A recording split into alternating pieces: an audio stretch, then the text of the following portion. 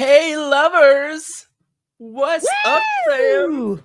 I'm Night so happy I two. get to see this beautiful lady 2 nights in a row. Yes. I feel like Your it's a Courtney, trend for us. your tatas will be the antidote to this evening. We gotta suffer through this, but we get the titties. Well, we got boobs, so Don't say I never did nothing for you, fam. yeah, To exactly. all of the 1.5 straight guys watching. That's Hey, enough. our beautiful chat friends. Hey, Michael, Drew, Maddie, my love. I miss you. How's it going? Hey, Michael, Forest Mommy. I love you. How are you guys doing tonight? Yes, tune. See, Forrest Mommy, here's the thing. This happens with Mike and I every time, is that we'll do a stream together and then we're like, let's do another one tomorrow. That's That so happened true. last I time. forgot about that. We need to, we got to keep it going. Chris, you're making cheddar broccoli with orzo pasta. I'm so proud. Chris has like the worst food takes ever. So hopefully this means that I'm like a good influence or something. There's no pineapple in it. Like, I appreciate it. Hey, Megan. So Courtney, would you like to vamp for a quick sec while I pull up the link for the debate? Okay, sure. Hi, everybody. You probably already know, but my name is Courtney Brooke, and I have a YouTube channel if you would like to watch me by myself. Yeah. Just follow me on Twitter. Also, the handle was that Courtney. You can, lately we've been talking about Kevin Federline's flop of a memoir and what a horrible sister Jamie Lynn Spears is. I found an article from E! News where they basically put the whole memoir in the article. So we don't have to buy the book. We can just read the article and we'll get the whole breakdown of it. So that was a relief because I don't want K-Fed to have my money. What a bitch. I know. But yeah, we've been doing that. We've been doing we have upcoming a reaction to a fat influencer getting arrested. What'd she get arrested for? I think it was domestic violence. I don't really know all the details yet. I haven't watched it. Would she sit on him? That's the only thing that would make sense, right? Yeah, we've been reacting to like weird stuff that Tess Holiday does. I recently found out apparently, yes. Okay, I found out that apparently link, by the way, the state I live in, Washington State, is like the fat capital of Chungus is typing in the chat. He has things to say. We want his thoughts. Oh, what a baby. We're like the fat capital out here. We have FatCon every year in January in Seattle. What? And there's a mall. There's a Seattle Fat Mall. A mall? A mall. Just for fat people? It's all run by like fat companies, like fat owned businesses. Yeah. How could you be a fat owned business? Like having a business takes so much. I can't imagine having the time to get that. And there was a fat influencer named Virgie Tovar who is a creep. She went and did like a whole presentation there while wearing a mask. Oh my God. Always with these people. Always. Wait, what's her name? Oh, Virgie Tovar is the one. Virgie Tovar, she's insane. She did a whole video complaining about how there's cake-related incidents in the office because if there's like a celebration of sorts and somebody brings cake, there's always one person who ruins it by asking for a smaller piece of cake. And I'm like, first of all, I don't care what look size at his face. Christ almighty. This thing, she's so disgusting.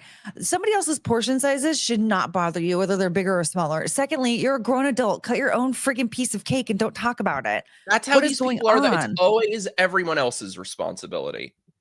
Yeah, like I don't want you cutting a piece of cake for me. I'll cut it myself. And also, like, even if you do mention like, oh, those pieces are so big, I'm going to cut this one in half. I don't care. Or if you're somebody who's like, these pieces aren't big enough, I want two. I don't care. Like, eat the cake. Who cares? Another thing she said that really grossed me out was that I've seen this Gorlock chick on the whatever podcast. The Destroyer. Mm-hmm. Yeah. Gorlock the Destroyer is disgusting. That thing is, she's like, Girl Like the Destroyer insists that other people's men are in her DMs. Oh, I'm sure.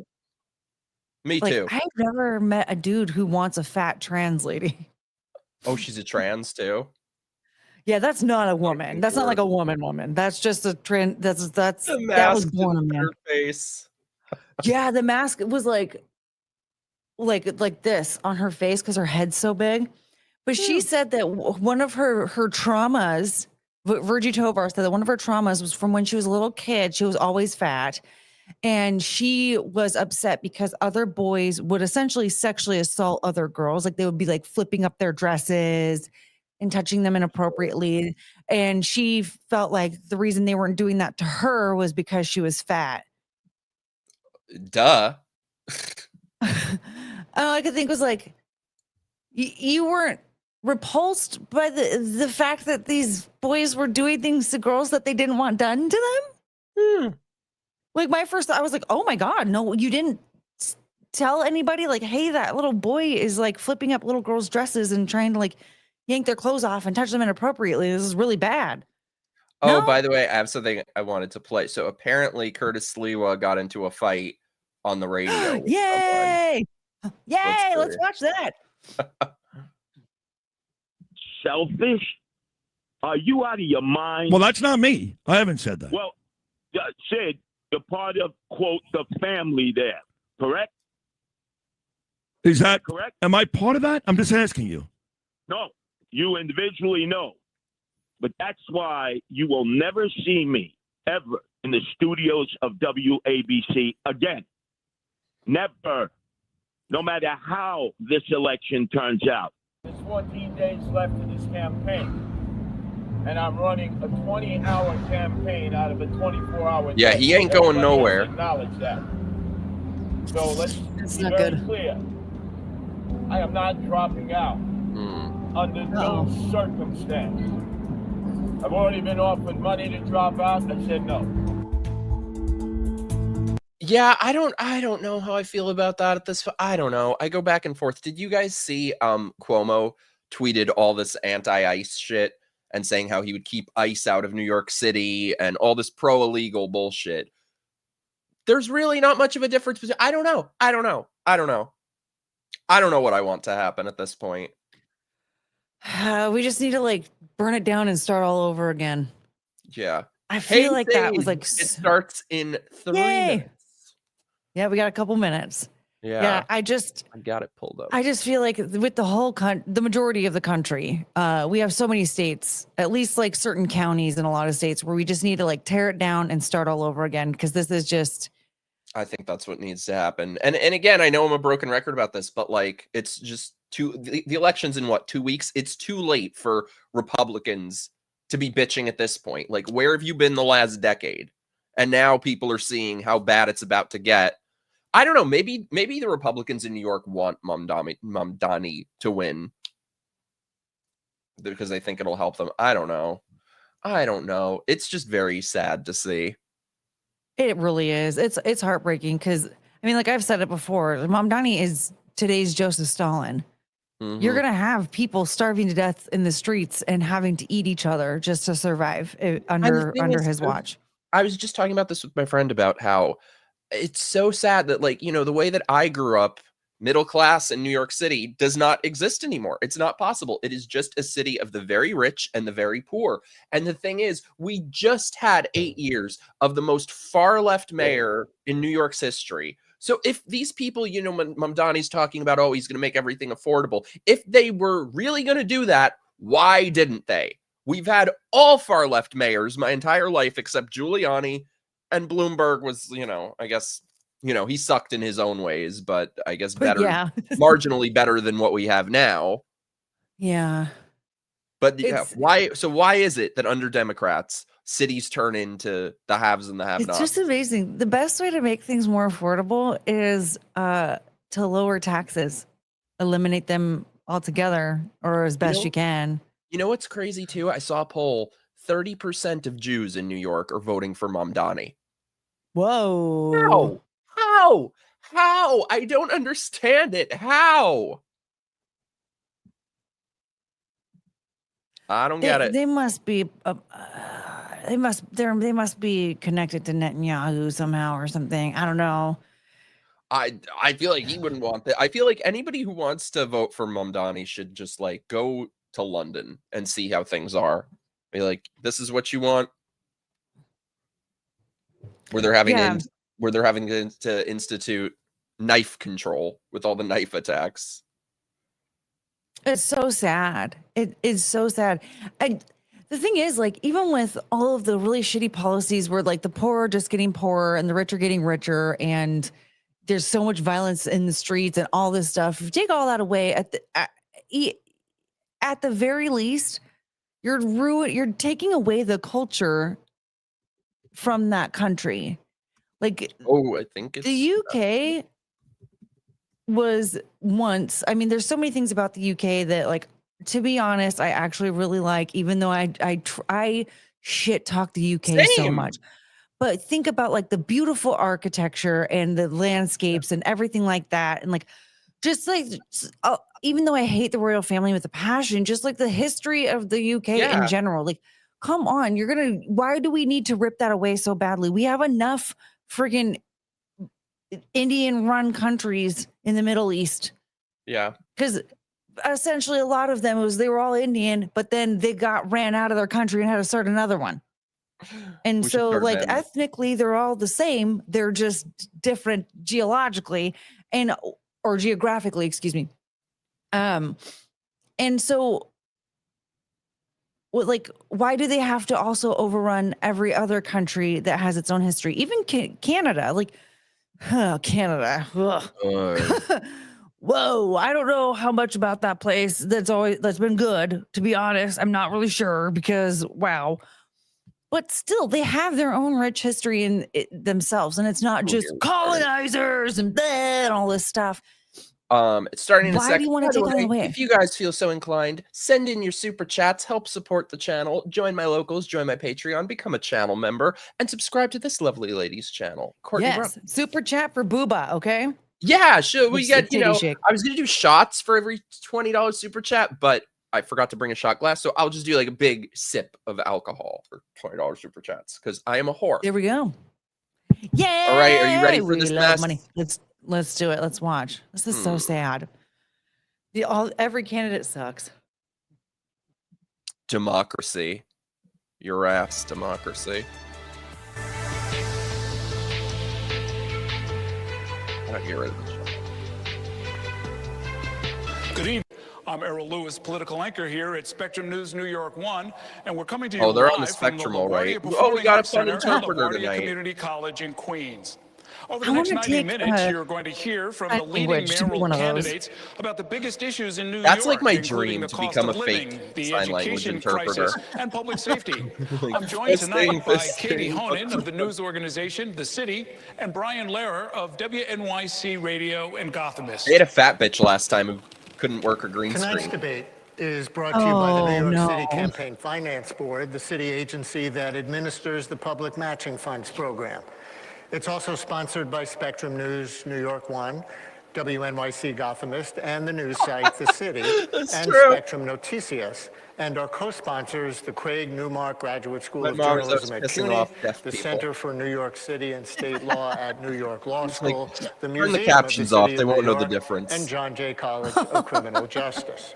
You can watch tonight's debate without a paywall on ny1.com. It is also being broadcast on NYC TV, WNYC Radio, C-SPAN, the Spectrum News YouTube page, and thecity.nyc. It's in Spanish on Spectrum Noticias and YouTube. The Noticia. The candidates joining us tonight have met a fundraising threshold established by the Campaign Finance Board. The seat is currently held by Eric Adams, who has decided not to run for re-election. In alphabetical order, Andrew Cuomo is a former governor of New York, running on an independent line. Yeah, Zoe Saldana is the Democratic nominee, representing parts of Queens in the state assembly since 2021. And Curtis Sliwa is the Republican nominee and the founder of the Guardian Angels. Now for the rules. The rules you see on your screen right now have been agreed to by all of the candidates.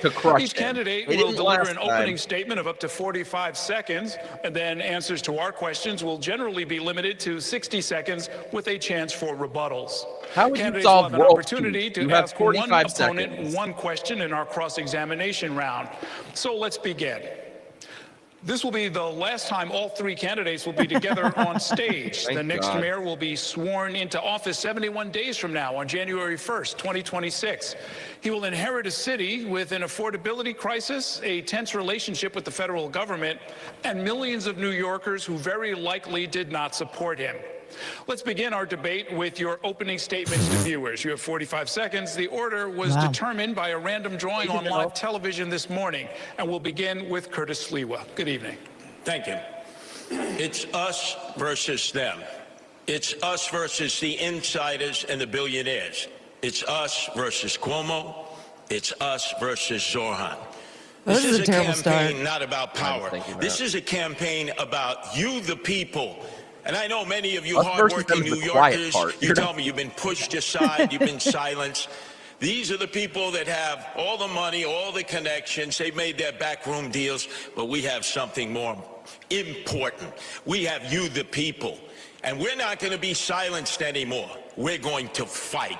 Tonight, I want you to look at the content of my policies, to know that I've served this city for more than 50 years, the city that I love. And I'm going to share with you my vision to make New York City safer again, to make New York City more affordable again, and where everybody once again can live the American dream. He's better than the last one. Next is Andrew Cuomo. Sign language, Courtney. Thank you. Good evening. New York's first, thank you to the moderators. Thank you all for being here. And go Knicks, go Knicks, go Knicks. I hope we get an update on the score. New York is the greatest city on the globe. Oh, my God. But we are at a pivotal moment. And the voters are going to have to decide in this election what candidate has the plan to save the city and what candidate can get it done, not just talk about it. My main opponent has no new ideas. He has no new plan. It's Bill de Blasio rehash, and we know how that turned out. He's never run anything, managed anything. He's never had a real job. I will hire 5,000 new police, build 500,000 new units. I will cut taxes. I will grow jobs. And I will end this hate-mongering and division that is tearing this city apart, because that's not who we are as New Yorkers. You know I can make change. You know I can make government work. I've done it before. I'll be ready on day one. Okay, thank you. Next is Arun Mamdani. Good evening. Good evening. Thank you to the moderators, and thank you to New Yorkers for tuning in. I know you'd rather be watching the Knicks. While there are three candidates on the stage, you will hear only two messages. My opponents, who spend more time trying to convince the other to drop out than actually proposing their own policies, will speak only of the past, because that's all that they know. I am the sole candidate running with a vision for the future of this city. Andrew Cuomo will spend much of tonight You're right, Maddie. He's a desperate man, lashing out because he knows that the one thing he's always cared about, power, is now slipping away from him. He will amplify right-wing talking points, he will share conspiracy theories, and he will do these things to make you feel that this should keep you up at night. But I've been spending the last year listening to New Yorkers, and I know what actually keeps you up. It's whether or not you can afford to live a safe and dignified life in this city. I have plans for our future. My opponents only have fear. Thank you very much, candidates. Let's start tonight with some breaking news that happened yesterday afternoon when federal agents descended on Canal Street, arresting street vendors who have been selling counterfeit designer merchandise for as long as any of us can remember. This is the first time we've seen major federal law enforcement activity in the city outside of arrests at immigration court in Lower Manhattan. And some critics are now ringing an alarm bell, calling it a dangerous and unprecedented use of federal agents in New York City. Others say that the vendors were a major quality of life problem in the neighborhood that the NYPD had ignored. So the candidate, I'll ask each of you to respond to this. How should the mayor and the NYPD have handled both the presence of the street vendors and then the federal action? We'll start with you, Mr. Cuomo. I've had a lot of dealings with President Trump.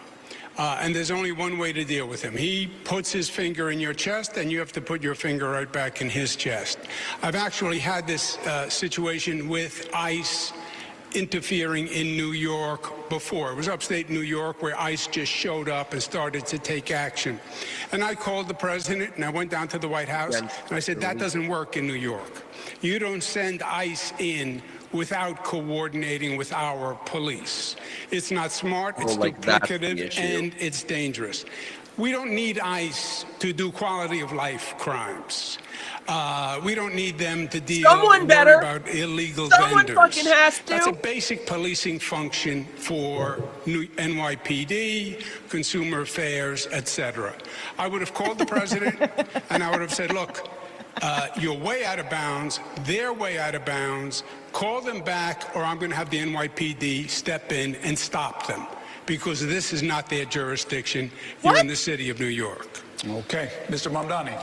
ICE is a reckless entity that cares little for the law and even less for the people that they're supposed to serve. What we need to be doing here in our city is to end the chapter of collaboration between City Hall and the federal government, which we've seen under Mayor Adams. What we need to do is actually pass the street vending reform bills that have been in the city council, some of which that this mayor has actually Adams ran on making New That's York an example of how we can both protect street vendors, ensure quality of life, and leave no stone unturned in delivering for the people of the city, as opposed to working with a president who is looking to declare war on those same people. Mr. Sliwa. Unlike both of my adversaries, I've patrolled that area many times, Church and Canal. And as you said, Harold, that activity has been going on for a long time. Selling the knockoff, sometimes stolen contraband by a series of people. The local 5th Precinct, they make arrests when they have obviously cause to do so, and they complain that they have to release them because of no cash bail, of which both of my adversaries are in favor of and I'm not. The feds should not have stepped into this situation. There is not communication between the local authorities and the feds. This is a matter that should have been left up to the NYPD. But we can't tolerate citizens attacking our federal law enforcement forces in the street because then that will just lead to anarchy. Let me ask a related question. President Trump has been commenting on this race and all of you on a regular basis. He's been less than glowing when talking about each of you, especially you, Mr. Mamdani. I'd like you each to describe whatever combination of defiance, diplomacy, and cooperation you will use as mayor if President Trump continues to increase the federal government's role in the affairs of our city while also threatening to decrease funding. Start with you this time, Mr. Sliwa. Well, both my adversaries have decided to bump chests with President Trump to prove who's more macho. You can't beat Trump. He holds most of the cards. He's already cut federal funding for Medicaid, for the SNAP program, and it's threatened to cut funds for NYCHA. So if you're all of a sudden going to get adversarial, you're going to lose. And who gets hurt? The people of New York City. With Trump, it's always the art of the deal. You have to go, you have to try to negotiate, whether it's with his minions or himself. He'll want you to give in order to get a little bit. But if you immediately act like you're going to take him on, like, you know, it's going to be a one-on-one fight, we're going to lose. All the people in New York City are going to lose. You have to be able to show respect. And I think if you show respect, you'll get respect and you'll protect the New Yorkers who are so desperately in need of federal funds. What's the good of it? They'll bump chests with Donald Trump. They won't get the money, and then they'll blame Donald Trump. I will negotiate with Donald Trump but they don't want to hear that. to get the best deal possible for our poor and indigent citizens. Okay, Mr. Cuomo. Yeah, the difference on this question is I've actually lived it and I've done it with President Trump over many years through the most difficult situation that this country has gone through, COVID plus. Motherfucker, don't even go there. Motherfucker. You're going to have to confront President Trump. He is hyper-aggressive, and he is going to overstep overstep his bounds. And you are going to have to confront him. And you can beat him. I confronted him, and I have beaten him. He was going to quarantine New York during COVID, and I stopped him. He was going to cut aid to federal programs, and I stopped him. What? But you also want to be in a place where you can the city was shut down for 3 years. Because we need federal help if we're going to save our city and rebuild our city. What is he talking about? President Trump has to respect you. He sent the National Guard into 20 cities. City he didn't send it into? New York. Because I talked to him and I said, we don't need you here. He has said he'll take over New York if Mamdani wins, and he will, because he has no respect for him. He thinks he's a kid and he's going to knock him on his tuchus. So it is a balance, but you're going to have to be adversarial when you need to, but you want to cooperate to get good things done in this city, and you need federal help. Mamdani. We first just heard from the Republican candidate for mayor, and then we heard from Donald Trump's puppet himself, Andrew Cuomo. You could turn on TV any day of the week, and you will hear Donald Trump share that his pick for mayor is Andrew Cuomo. And he wants Andrew Cuomo to be the mayor, not because it will be good for New Yorkers, but because it will be good for him. Seriously. Look, Donald Trump ran on 3 promises. He ran on creating the single largest deportation force in American history. He ran on going after his political enemies, and he ran on lowering the cost of living. If he wants to talk to me about the third piece of that agenda, I will always be ready and willing. But if he wants to talk about how to pursue the first and second piece of that agenda at the expense of New Yorkers, I will fight him every single step of the way. Okay. And now can we move on, because he's not president of New York? That's not what Donald Trump said. Donald Trump does an analysis of the race. Donald Trump, I believe, wants Mamdani. That is his dream, because he will use him politically all across the country, and he will take over New York City. Make no mistake. It will be President Trump and Mayor Trump, and he will come in and take over the city. I have no doubt. Right. All he said was, his analysis is after the polls, it's a tough choice between a Democrat and a communist. And he considers Mamdani a communist. He happens to be a socialist. But between a communist and a Democrat, it's a tough choice for him. Okay. All right. Thank you, candidates. Brian wants to talk to you about some important issues on the minds of New Yorkers. Hi, candidates. Really? Thank you for coming tonight. Yeah, and the cost of living is our next topic. You've all cited it as a major factor, and of course, so many New Yorkers are experiencing this, especially when it comes to rising housing costs. And many New Yorkers were shocked this week as a new report from the group Advocates for Children revealed that about 154,000 New York City public school students have been homeless at some point during the last year. 65,000 lived in homeless shelters. Even more were in doubled-up situations with no home of their own. It's never been over 150,000 before, they tell us. And it amounts to 1 in 7 New York City kids. As mayor, how would each of you tackle this problem to help this vulnerable population? And in this round, we're going to go Mr. Mamdani, Mr. Cuomo, Mr. Sliwa. So, Mr. Mamdani, you go first. This is a stain on our city. To see this many children in our public school system be homeless, and to know that this is the 9th consecutive year that it's more than 100,000 of those children. What we need to do is ensure that next year is not the same. And we are going to do that by building the housing necessary such that New Yorkers are not priced out of this city or forced to live in shelters. And that's why my campaign is going to deliver 200,000 new affordable homes across the 5 boroughs, all while freezing the rent for more than 2 million rent-stabilized tenants. Now, in the public school system, we also have a program called Every Child and Family is Known. It links a child who is living in a homeless shelter with an employee of the public school system. It also links that employee with the child's family. It's been shown to increase attendance records, self-esteem, a level of belonging in that school system. I am going to increase that pilot program to more than 200 schools, and we're going to do it because we have to deliver for these children. Mr. Cuomo. Yeah. Do it exactly for us, Mommy. That's exactly what it is. Freeze the rent sounds great. Yeah, it affects about 25% of the number of housing units in the city of New York. It's not a new idea. Bill de Blasio did it. It turned out to be a debacle. And it does nothing for 75% of the units. And for the 25, it just postpones the increase and actually causes us to lose units because landlords took them off the market. And ask you to address the homeless children question, and we will get to rent freeze. Yeah, well, the answer to homeless children is you need more affordable housing. And I'm saying freeze the rent was done under de Blasio. It doesn't work. It's a canard and just a great 3-word slogan for TikTok. The way to increase availability of affordable housing is to build affordable housing. I was the HUD secretary. I did it all across the country. We have 1% vacancy rate. We're not building enough affordable housing, and you need a competent, productive government to do that. And that's what I've done across the country, across the state, make government work. You get the supply up, the rents will come down. Thank you, Mr. Sliwa.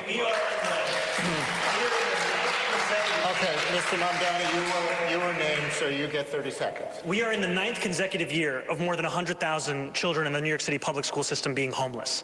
That means it began when Andrew Cuomo was the governor. And what did he do? What did he do about it? He did not do anything. He spent more money on a singing water fountain at LaGuardia Airport than he did on the average cost of an affordable housing unit. That is the record that we have in display, and what we need is a change in this city, not more of the same. It is more of the same. It's going to be more of the same. The homeless issue, number of homeless since I left, has more than doubled during his administration and the state's administration. Since I left, homeless rate has more than doubled. When I left, the vacancy rate on housing was 4.5%. It's now 1%. This man never even proposed a bill on housing or education. Never even proposed a bill. Keep going back and forth between the two of you. Mr. Sliwa, it's your turn.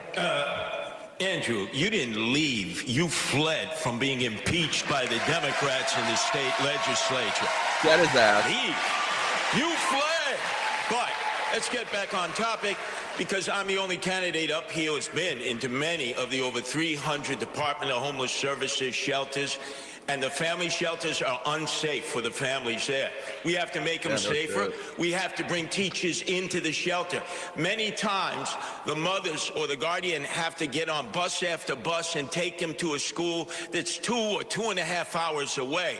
This is a horror situation that's taking place.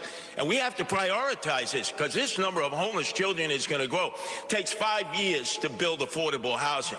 We need to address it in the shelters itself, to be able to handle it so that the teachers can come in, whether they're public school teachers, charter school teachers, and I know there are a number of parochial school teachers who love children who would volunteer their efforts to do that.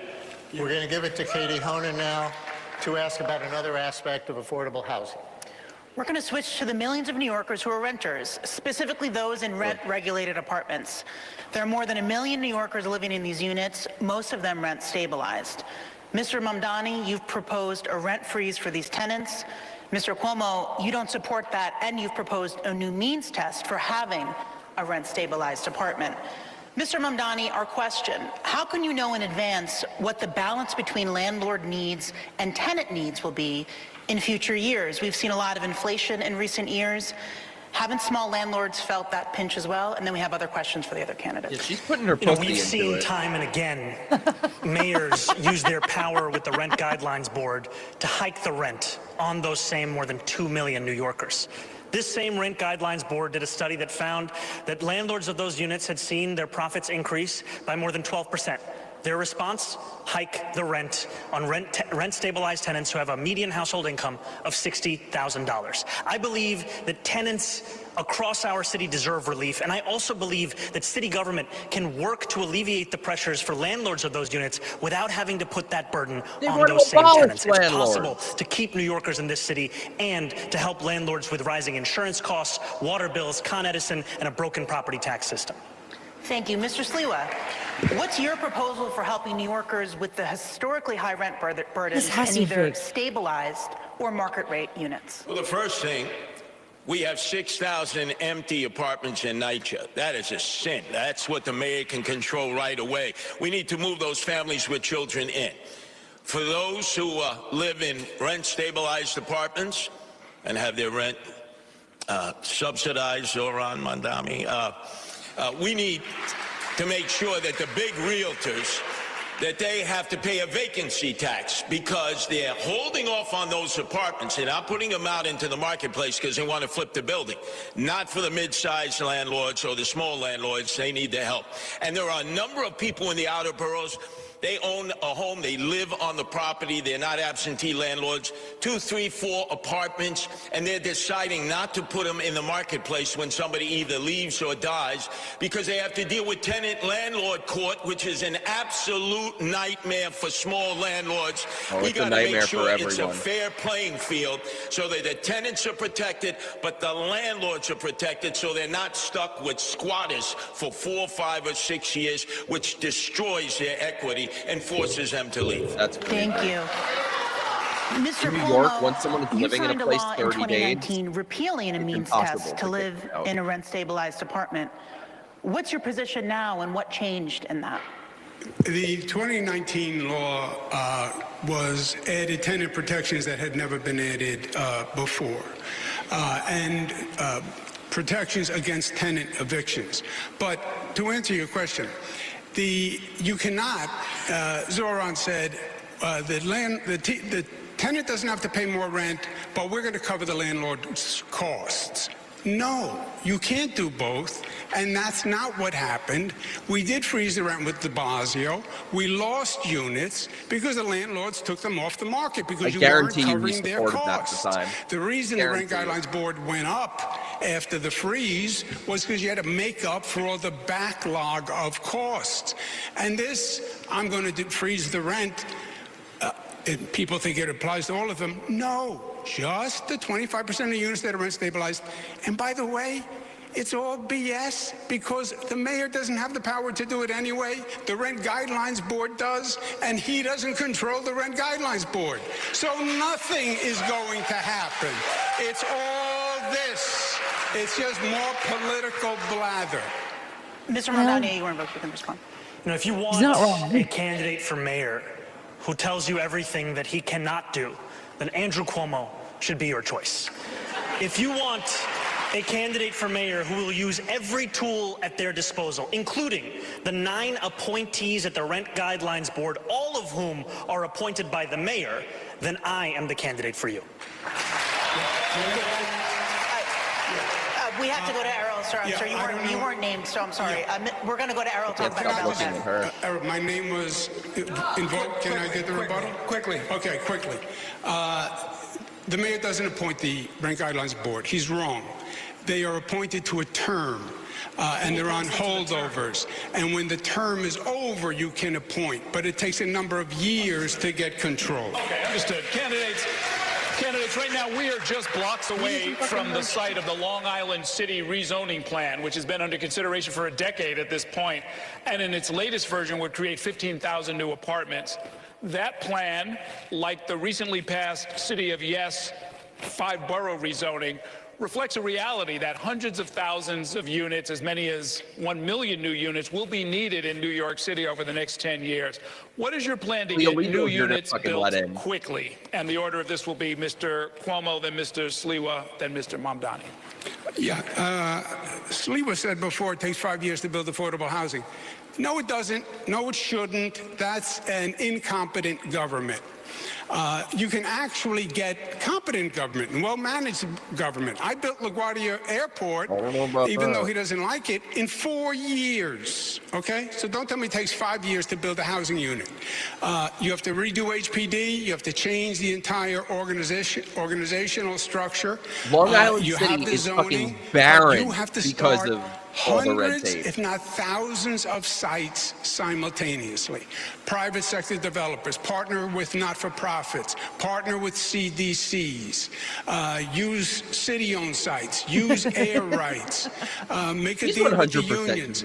But this has to be the #1 priority. The way I did 2nd Avenue Subway or the Mario Cuomo Bridge or the Kosciuszko Bridge, this project is thousands of 2nd Avenue Subway. They were working on it for 20 years. Accelerated, expedited, facilitated at one time. And we need 500,000 units. That's the way you're going to make New York City affordable and still allow the talent to come here. Okay, Mr. Sliwa. I'm the only candidate here on the stage who is opposed to the City of Yes. Both my adversaries are for it. Make sure on Election Day when you turn over your ballot and you have the initiatives, you vote no.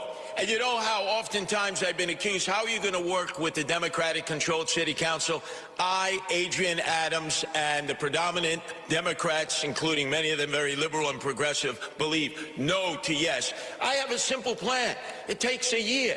We have 25 Empire State buildings that would be empty and just have office space. It'll never be used because business doesn't operate the way it used to.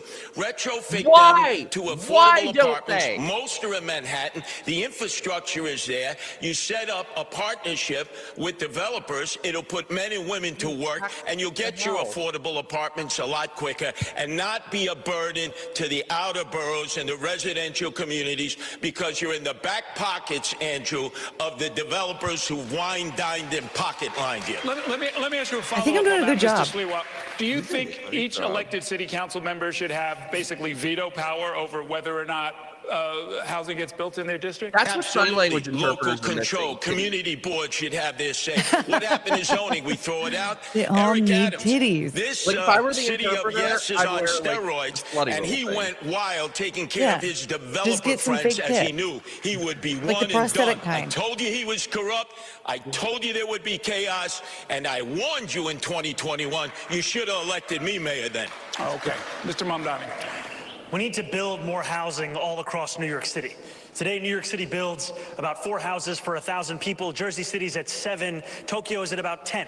We need to do this by streamlining the processes of private sector construction across the city, by ensuring we're building more around hubs of mass transit. And we also need to ensure that the public sector is building truly affordable housing. And what I mean by truly affordable is housing that is built with the median household income in mind, which is $70,000 for a family of 4. And that's why my administration will do exactly that, scaling up programs we already had in HPD, like senior affordable rental apartments, SARA, like Ella, extremely low-level affordability. These are the kinds of programs that will deliver a city that New Yorkers can actually afford. There was reference to the 3 housing-related charter amendment questions. I know Mr. Cuomo is on the record as saying he favors them. We just heard Mr. Sliwa say that he's against them. Where do you stand on those? I'm appreciative that those measures will be on the ballot and that New Yorkers will be able to cast their votes for them. I know that we desperately need to build more housing in this city, and I also know that the jobs we create in the building of that housing should be good jobs as well. What a political answer. What is your opinion, Zoran? Yes or no? Come on.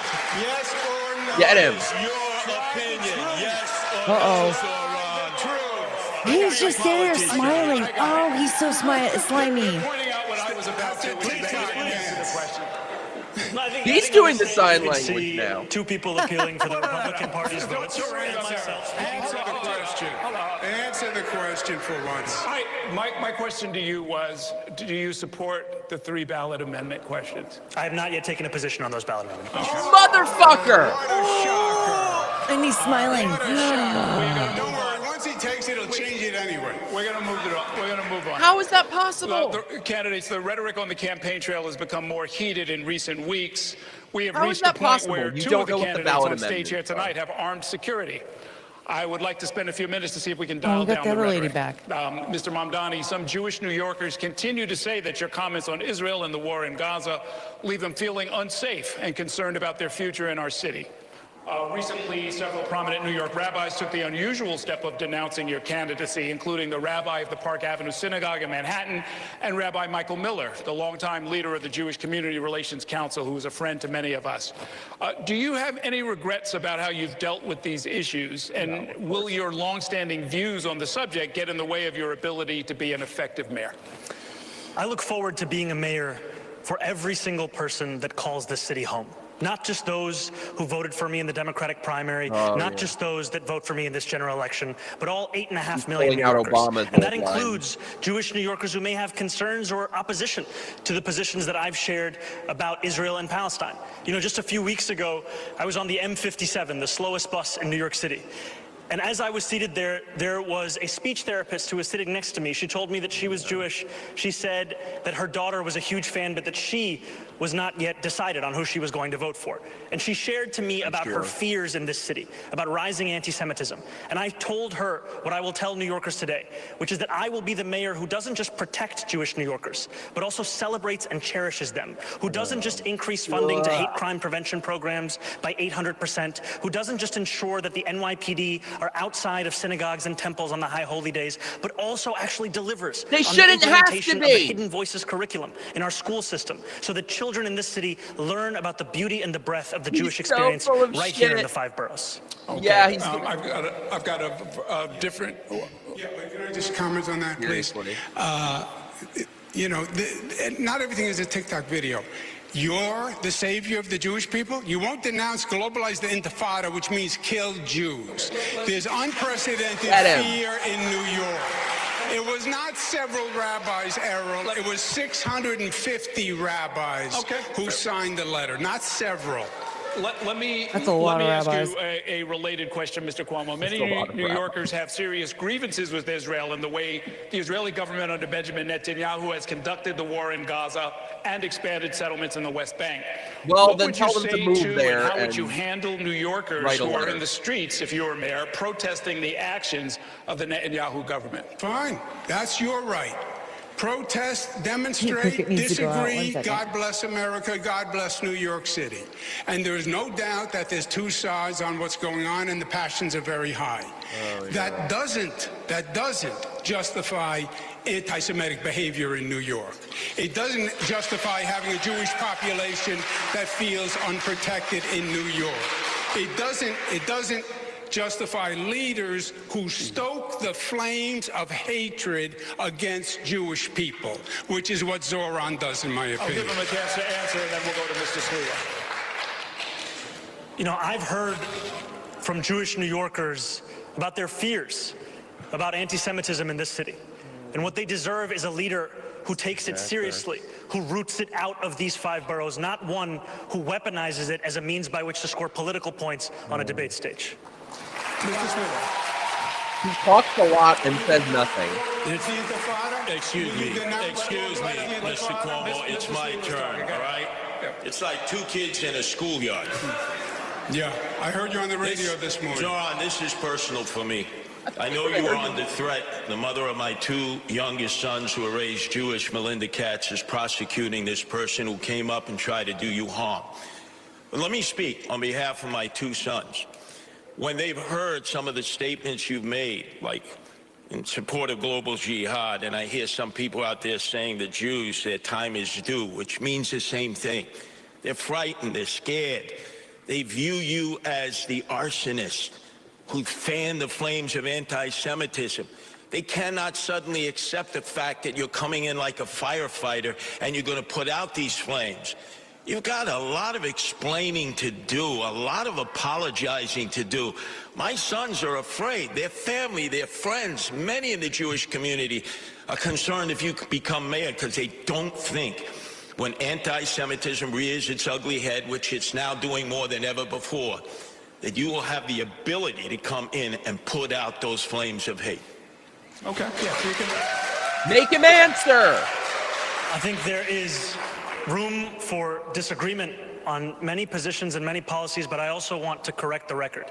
I have never, not once, spoken in support of global jihad. That is not something that I have said, and that continues to be ascribed to me, and frankly, I think much of it has to do with the fact that I am the first Muslim candidate to be on the precipice of winning this election. Now,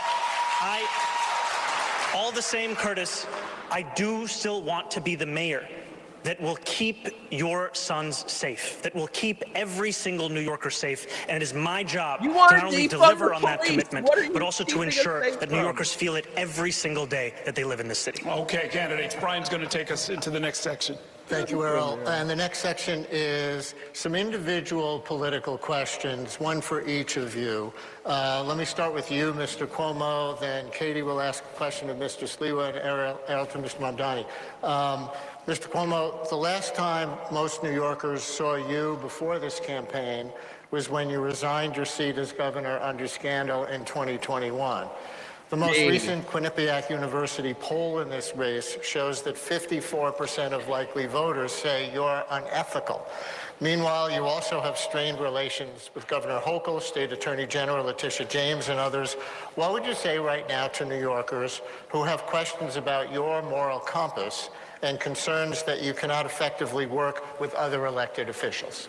Yeah, well, first, you somewhat misstated the facts, but I resigned because there was allegations made. I didn't want to waste the time and distract state government. I knew it was going to take a long time to sort out. I left, which I thought was respectful to state government. We sorted it out legally. Wow. Nothing came from any of the allegations. I was dropped from the cases. You know that. We've had this discussion 4 times, but you like to talk about the past rather than yesterday. I chose Governor Kathy Hochul. I would have no problem working with her. I chose Governor Kathy Hochul. The legislature, that should be I got 11 budgets passed on time. Most in modern political history. They haven't gotten one done on time since I was there. So don't tell me who knows how to work with the legislature. And a mayor being able to deal with that legislature is key. Because don't kid yourself, I've watched every governor and mayor since Ed Koch. There is a tension between the city and the state. The city's arguing for its budgets, the state is saying no, and the city has been getting screwed by the state. This, and Michael. That has to change, and the city has to be doing better. Manhattan, which has been turned into the biggest shithole. With Manhattan, Many New Yorkers, you've often presented yourself as more of a well-known New York character than a serious policy expert. Your critics have said your candidacy is making it more likely that Zohran Mamdani can win the election. What do you say to them and to others who feel that while your name recognition has seen a boost, your candidacy is not helpful to New Yorkers, including those who share your views? Number one, I have 13 campaign offices open. I'm throughout the outer boroughs. You see the excitement and energy of the working class people that I represent. I am the Republican populist candidate representing the working class. And I'm also, Katie, the candidate on the independent line, first ever, put together by my wife, Nancy, who loves animals like so many. Save the animals. No-kill shelters. Animal abusers go to jail. So people know that I'm not just running to protect people, which has been my life as leader of the Guardian Angels. I'm there to protect our pets and animals. Because remember, Mahatma Gandhi said, a society that does not take care of its animals does not take care of its people. Homeless, emotionally disturbed, veterans. I'm out there every day tending to their needs with the Guardian Angels, doing things that the city and state should have been doing a long time ago, but neglected them and instead spent $7 billion on migrants that we don't even know. That is a disgrace. We should be there for our own people who are suffering and wallowing in desperation and despair. Dorinda has entered the chat. Okay, Mr. Mamdani. You have criticized the politics of the past where leaders either avoid taking a stand on a key issue or try to be all things to all people. But at times during this campaign, you've carefully avoided answering tough questions. We saw an instance just a few minutes ago when I asked about how you plan to vote on those ballot initiatives next month. We've asked whether you support a major rezoning push for part of Queens, some of which is in your district. You've been unclear about how you think the city's schools should be run, its governance structure. How is that different from politics as usual? When it comes to our schools, I believe that every single child deserves to have an excellent public education. And we have not seen that under the stewardship of those schools with this mayoral administration. We have not seen it because we are not fully funding those schools. What about the last we are not one? on track Talk about to the last comply one. with the class size mandates of those schools. We are not even on track to ensure greater literacy levels across those schools, despite the strides that have been taken with NYC REITs. When it comes to rezoning, I've been very clear that I will always celebrate the addition of additional housing units across the city. I also believe that Gantry State Park and Queensbridge Park should be one contiguous park. Those are things that one can believe at the same time. And my critiques of the politics of the past is right here on the stage. You can see in Andrew Cuomo someone who had 10 years to deliver on so much of what he's spoken about. He says that taking 5 years to build affordable housing is the sign of an incompetent government. By his own words, that means he must have led an incompetent government. That is what we are seeing, because that is the record that is actually on offer. Yeah, let me not take a stand on being asked about that. I understand my friend doesn't really understand government. The governor doesn't build housing in New York City. Not if it's you. No, legally, there are jurisdictions. The governor doesn't pick up trash. He doesn't run the fire department. That's what the mayor does. The mayor builds housing. The state allocates funding for localities. And I allocated more funding for housing than any governor in the history of the state of New York. All right? I did things. You have never had a job. You've never accomplished anything. There's no reason to believe you have any merit or qualification for 8.5 million lives. You don't know how to run a government. You don't know how to handle an emergency. And you've literally never proposed a bill on anything that you're now talking about in your campaign. You had the worst attendance record in the assembly. And you gave yourselves the highest raise in the United States of America. You went from $110,000 to $140,000, and then you never showed up for work, and you missed 80% of the votes. Shame on you. Shame on you. Get his ass. It is always a pleasure to hear Andrew Cuomo create his own facts at every debate stage. We just had a former governor say in his own words that the city has been getting screwed by the state. Who was leading the state? It was you. Governor Hochul. You were leading the state for 10 years, screwing the city. No. You cut homelessness funding. You cut funding for the MTA. You did all of these things. And this is why Cuomo is the worst person to go against him. 4 years. Okay, guys. Yeah, it's not good. I didn't want to have to do this, but you understand how this works. You can't talk over each other. Nothing works if you do that. I hate when the moderators are drama killers. I believe we've heard your response. I wanted to give you a quick word, and then we're going to move on. I heard the both of them again fighting like kids in the schoolyard. Zoran, your resume could fit on a cocktail napkin, and Andrew, your failures could fill a public school library in New York City. Okay. Get him. Go ahead, Teddy. We're going to move now to public safety. And there was some breaking news from the New York Times that you, Mr. Mamdani, would ask Police Commissioner Jessica Tisch to stay on as police commissioner if you are indeed mayor. I wanted to confirm if that was true. And for Mr. Cuomo and Mr. Sliwa, would you ask the current police commissioner to stay on if you were elected? So, Mr. Mamdani, we'll start with you. Yes, I can confirm that reporting. My administration will be relentless in its pursuit of safety and affordability for every New Yorker. And the delivery of that will require us to put together a team of the best and the brightest. Eric Adams stacked the upper echelons of the NYPD with corruption and incompetence. Why are they not asking? Commissioner Tisch took on a broken status quo, started to deliver accountability, rooting out corruption, and reducing crime across the 5 boroughs. I've said time and again that my litmus test for that position will be excellence, and the alignment will be of that position. And I am confident that under a Mamdani administration, we would continue to deliver on that same mission and do so while creating the Department of Community Safety to ensure that mental health experts were the ones responding to the mental health crisis. Because safety and justice is at the cornerstone of our pursuit of public safety. And in doing so, we will also be able to deliver our agenda for affordability. Thank you. And very briefly, quickly, Mr. Sliwa and Mr. Cuomo, would you ask Commissioner Tisch to stay on if you are elected mayor? Yes, I would, for stability. But then again, I don't think she would serve with either Cuomo or Zoran because she has railed against no cash bail. Cuomo, the architect of no cash bail. Zoran, the apprentice of no cash bail. That's why criminals are running in the street. And Mr. Cuomo, would you ask her to stay on? I would ask her to stay on. I don't believe Zoran when he says he would ask her to stay on. The DSA's position, his position has been to defund, disband the police. She wouldn't take that. His current position, today's position was freeze the budget. That would cause a reduction in police. She has called for more police. I've called for more police. Mayor Adams has called for more police. So their philosophies are totally in Congress.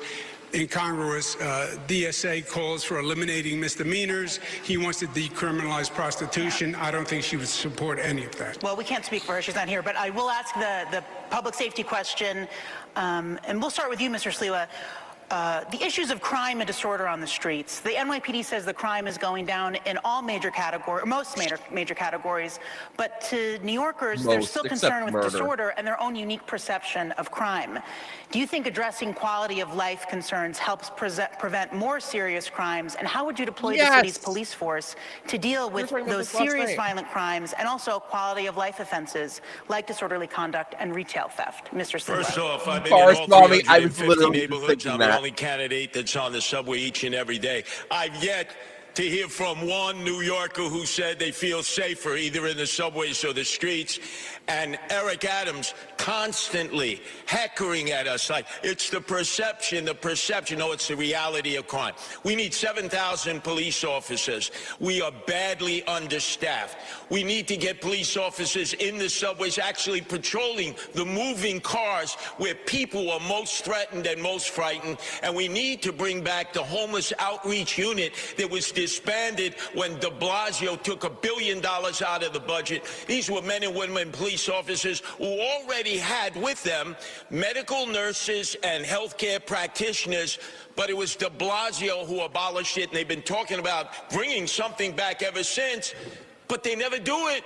Because I'm out there in the subways every day and I never see it. And when I'm mayor, it gets done on day one. The homeless outreach unit is put back into the NYPD. Thank you. Mr. Mamdani. You know, when I hear from New Yorkers of where they feel least safe, they will often tell me the subway system. And when they explain those moments to me, what they are often explaining is a mental health crisis in our city and a crisis of homelessness that has only continued to grow. And that is why, at the heart of our public safety agenda, is a groundbreaking proposal to not only reduce crime, but address these very moments of unease for New Yorkers across the 5 boroughs by creating a Department of Community Safety that will be focused on the mental health crisis, focused on homelessness, and will ensure that police officers can focus on serious crimes. Because in 2020, the response time for those officers was less than 11 minutes. Today, it's closer to 16 minutes. And that's because every year, they are now their budget, maybe from wanting to defund the police. Calls, when those are calls that could by and large be taken by experts trained on responding to that very crisis. Thank you, Mr. Cuomo. The answer is always a new government agency. It's manage the system, manage the public safety system. We know how to do this. Mayor David Dinkins did it when we had a real crop. Oh, excuse me, I was wrong. I said hire more the police NYPD's budget was cut by $100 million. Of course, you have to deal with the mentally ill. Of course, that requires mental health specialists with police, because the situation can be dangerous, but hire the 5,000 more cops because they're all quitting, because they're getting worked too hard. You're going to have to raise the starting salary because nobody wants to be a cop today. Right. The dogs are demanding and feeding all Put their back. 1,500 in the subways.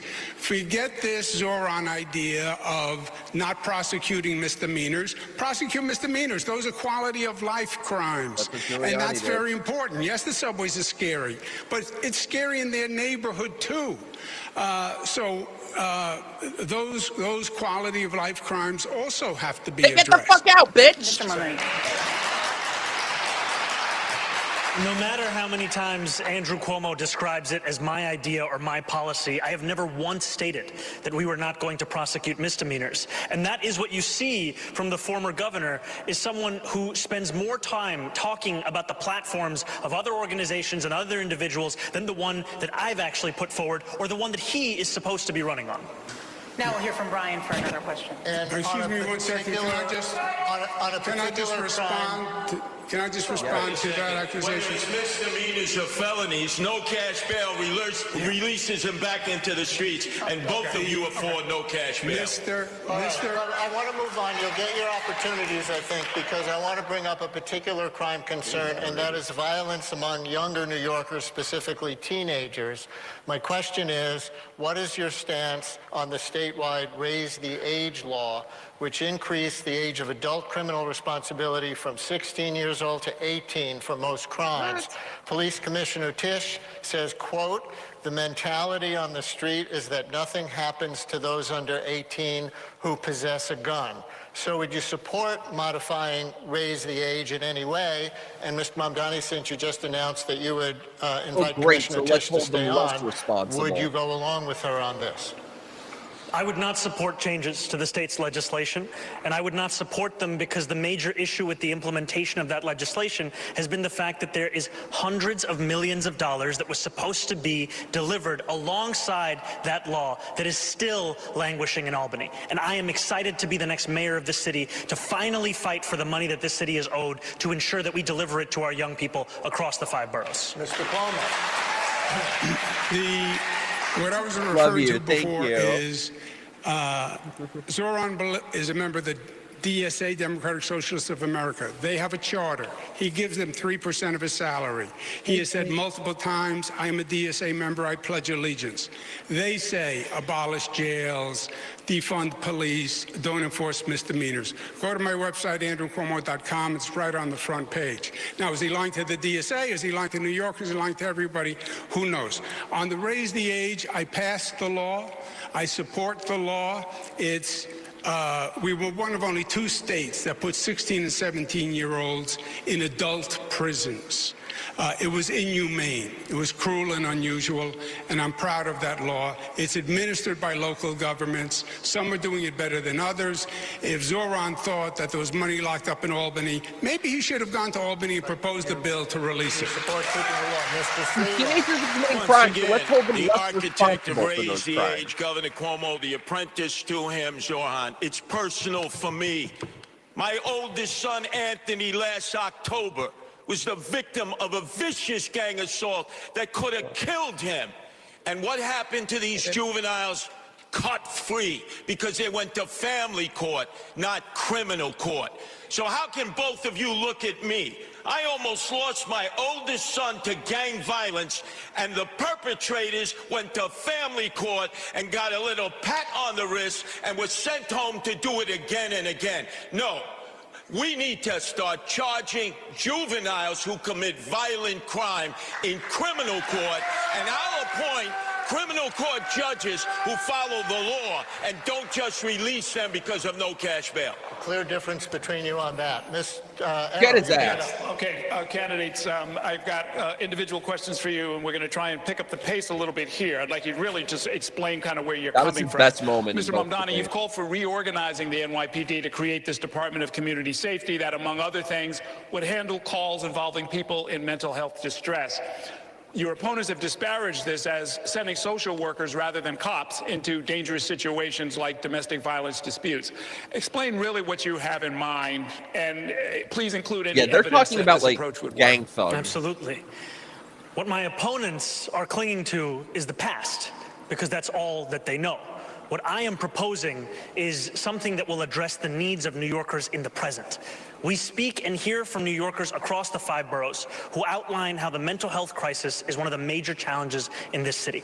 And yet what we have in our city is asking those same police officers who are being asked to respond to shootings, respond to murders, to also respond to these calls. I trust the dispatchers who would be receiving these calls to make the determination as to whether there was any indication of violence. If there is no indication of a threat of violence, then we would set the mental health experts and providers to respond to those same incidents. The reason I believe in the efficacy of this approach is because of the fact that it has been delivered elsewhere in the country. So no matter how often you hear those on this stage tell you that something cannot be done, know that there are others in this same country who have seen it, and it is time for that same policy to come to New York City.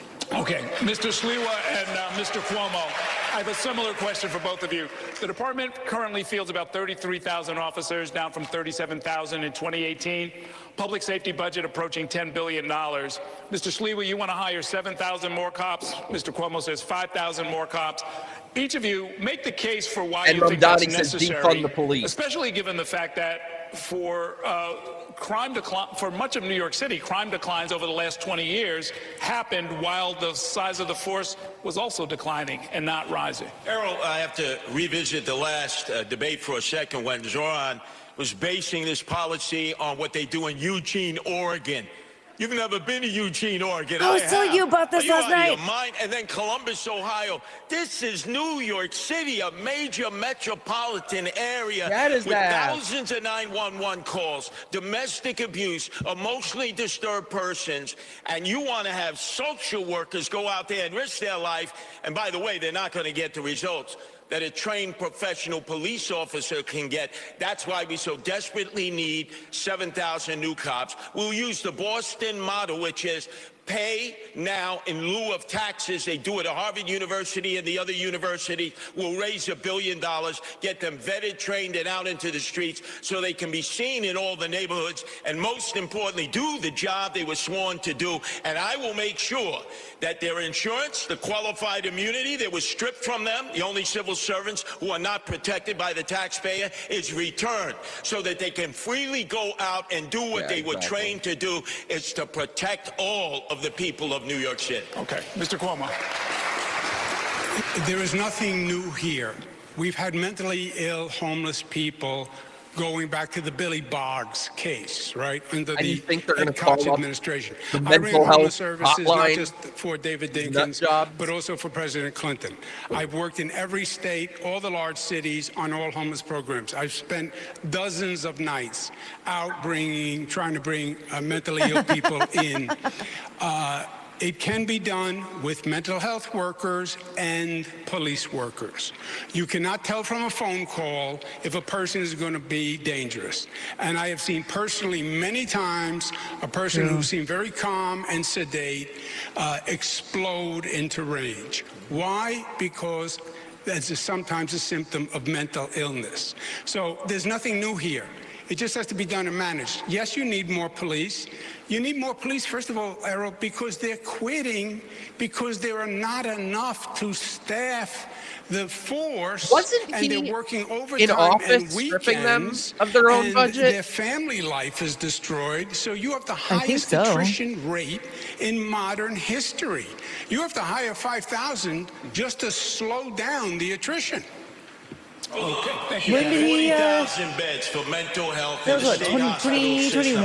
By the time you fled, fearing impeachment, you cut the budget down to 4,000 beds. Shame on you for putting emotionally disturbed persons in the street. You don't know what you're telling. Well, there's one bet I'm going to say for you, but no one is saying to go back to Willowbrook. That's when there were 40,000 people in mental institutions. Yeah. We left that 40 years ago when we went to community-based housing. We're going to stay in this century, guys. Yeah. The next... we're probably better off. We're going to do our lightning round where each candidate will answer our questions with a brief response, usually yes or no. I'm going to do the first couple. Candidates, if you had the power, would you keep, kill, or modify the congestion pricing program? Just say one of those words. Kill. Keep, kill, or modify. Mr. Done and done. Dead. Mr. Mamdani. Keep. Keep. Okay. Would you expand, decrease, or keep the same number of so-called safe injection sites for drug users in the city? Mr. Mamdani. Can you say the options again? Expand, decrease, or keep the same? Keep the same. Mr. Cuomo. Keep. Decrease. Down. Thank you, Curtis. The last two mayors proposed allocating 1% of the city budget for parks. Will you make the same pledge here tonight, Mr. Sliwa? Add another 2%. Keep your hands off the parks, you greedy developers. 1%. Mr. Cuomo. 1%. Okay. 2%. Another lightning round question. The city recently enacted a 15-mile-per-hour speed limit for e-bikes. And, of course, there are the other motorized two-wheelers that also frequently ignore red they'll lights push and these other traffic policies laws. until they have to If live you were with the mayor, reality of would them. you direct the NYPD to ramp up speeding tickets and other moving violations sanctuary cities on the motorized two-wheelers, Mr. Cuomo? Yes. Mr. Look, this is a dangerous situation for many people. Mr. Mamdani, yes or no?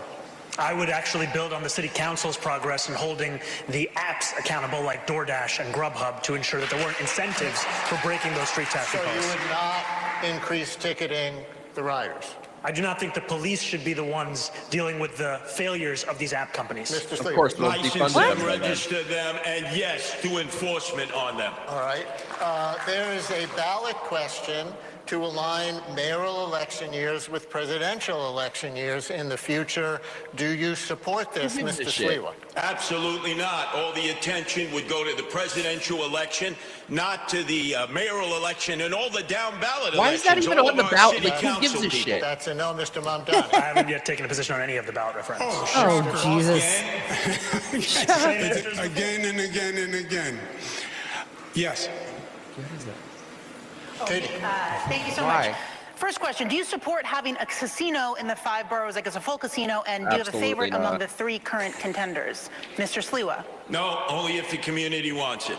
Mr. Mamdani? I'm personally skeptical of casinos, but voters did choose to bring them to New York City, and unlike Andrew Cuomo and Donald Trump, I don't view the law as just a suggestion. Do you have a favorite of the 3? No, I don't have favorites of casinos. Mr. Cuomo? I do not. I have not reviewed the proposals. I did not vote. It's not so hard to say. I did. Let me just say some facts. I did not vote to bring the casinos to New York City. I did casinos in upstate New York as economic development measures. I had no part of these 3 casinos, how they were done. I think it's highly problematic, and I think there's going to be a lot more to come. If this was a ranked choice, You and Zoran can't answer a straight question. If there's a ranked choice election, how would you vote, Mr. Mamdani? If there was a ranked choice election? In this, you'd have to rank these. Myself, number 1, and Curtis, number 2. Mr. Sliwa? Oh, please don't be glazing me here, Zoran. Are you kidding? Mr. Sliwa, do you want to have I support ranked choice voting, but I'd only vote for myself. Mr. Cuomo? I love that Zoran and Curtis ticket idea. I don't know. I'm just enamored with it. I would just rank myself. Would any of you accept Mayor Adams' endorsement? Mr. Mamdani? No. Mr. Cuomo? Yes, I would. Mr. Sliwa? Absolutely not. Put that crook in jail where he belongs. And final, a fun one. I love this man. What is your favorite live music venue in New York City, Mr. Sliwa? Oh, chain smokers. Irving Plaza. Under the K Bridge, I presume. That's right, the Kosciuszko Bridge. Mr. Mamdani? Forest Hill Stadium. Mr. Cuomo? Under the Kosciuszko Bridge. Have you seen a show under the K Bridge? Who'd you see? No, I picked up my daughters at a show there. That's as close as I got. Candidates, it's time for the cross-examination round. That's where each candidate gets a chance to ask one question of one rival. The order was selected at random. We're going to begin with Curtis Sliwa. Zoran, you talk about free. But we know that somebody's got to pay for it, and that's you, the taxpayers. And that's going to lead to bankruptcy.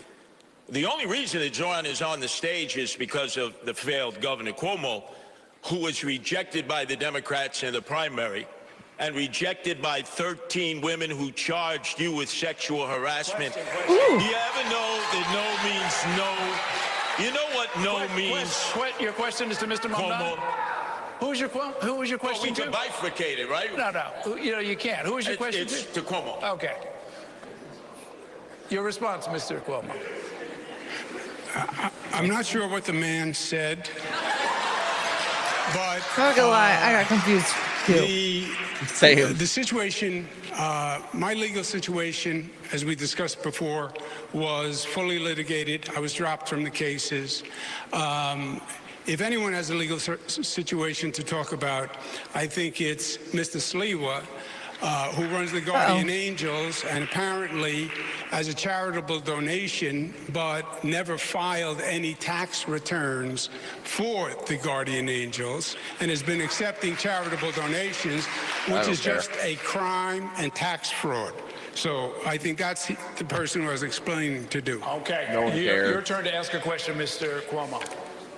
To Zoran, I believe, as we've stated, that you have been a divisive force in New York, and I believe that's toxic energy for New York.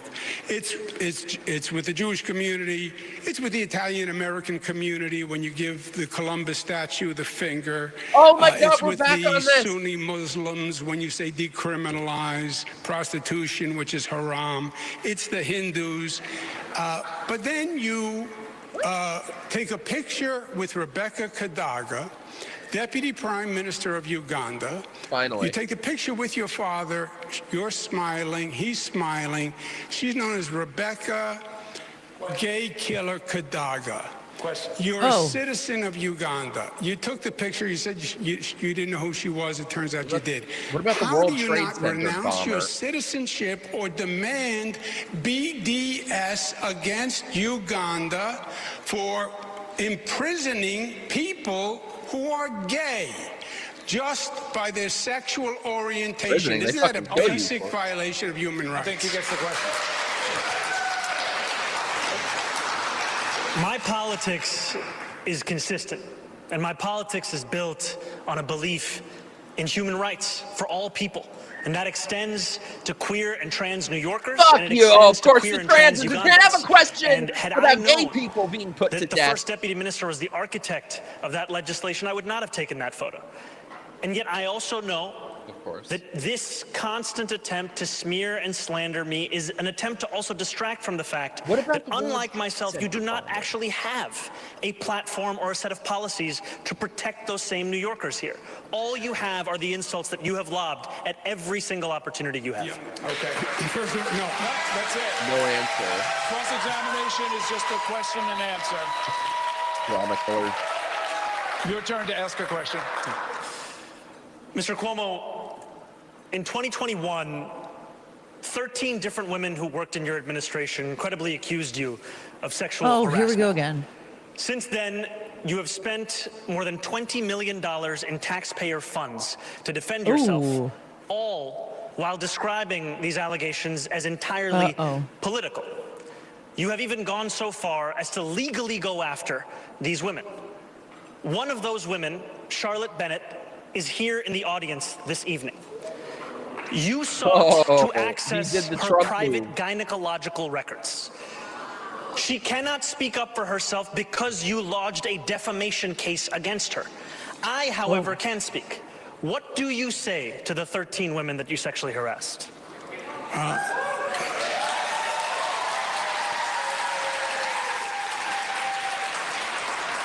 If you want to be in government, then you have to be serious and mature. There were allegations of sexual harassment. They were then went to 5 district attorneys, fully litigated for 4 years. The cases were dropped. Right? Broke the titties. You know that as a fact. So everything you just stated, you just said was a misstatement. Felt up the buttock. Which we're accustomed to from you. Stated was a misstatement? Yes, because the cases were dropped. That's what happened. And the case being dropped does not mean that it didn't happen. Why would you say BDS against Uganda for saying gays should be imprisoned for being gay? Okay. You have no problem with BDS against Israel, but no BDS for Uganda. This is just one question, one answer. We all heard it. Thank you very much, candidates. Brian. Our next topic is education.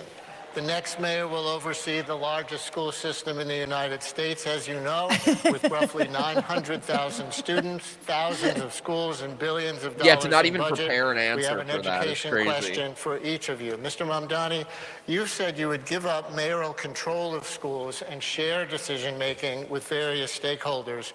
But in the last debate, you said you're still for mayoral accountability for educational outcomes. This has confused some people about how you can give up final authority but still hold yourself accountable. Can you try to clarify that? I remain opposed to mayoral control, and I also believe that the mayor is accountable for that which happens in this city. I will not shirk that accountability, even when we are putting together a system that has greater involvement for parents, for educators, for students. Look, 1 in 300 Americans is a student in the New York City public school system. This is a system where we are failing to deliver excellence to students, to teachers, to parents, and it is time to have a mayor who understands not only the crisis in front of us, but the fact that we have to change our ways if we want to change our results. And that is what we are running on, a plan for the future, not to simply relitigate the past. Mr. Sliwa, you recently proposed reducing the education budget by $10 billion, or about 25%, to help pay for tax cuts.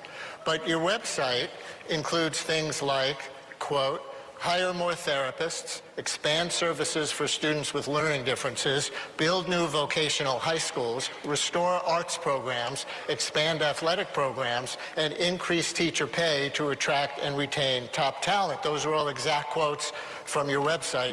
How do you defund the Education Department by 25% to cut taxes, add in the Trump administration's various cuts, and do all those expansions at the same time? Why don't they ask Mondami questions? You have a bureaucracy at the Tweed Courthouse. Perfect place to house the Department of Education because of the corruption in the top ranks.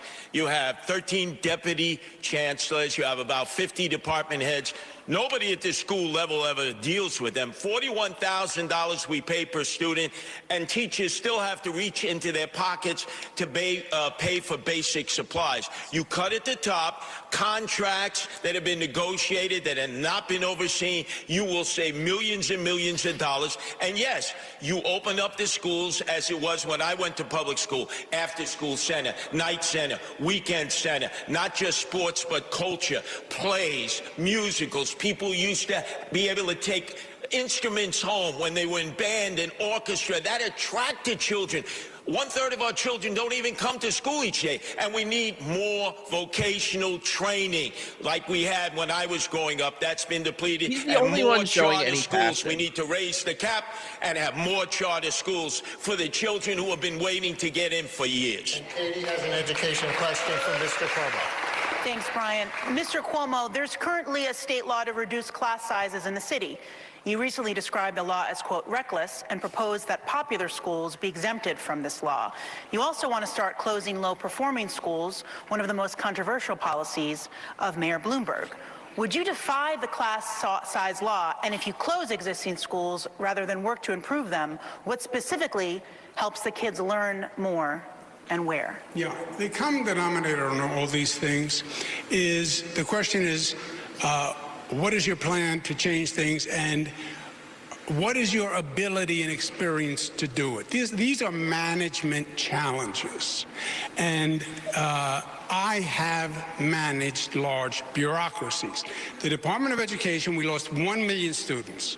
What's happening is young families have to make a decision when their child has to go to school. They're deciding to go to the suburbs, go to Jersey. They're not going to sacrifice their kid.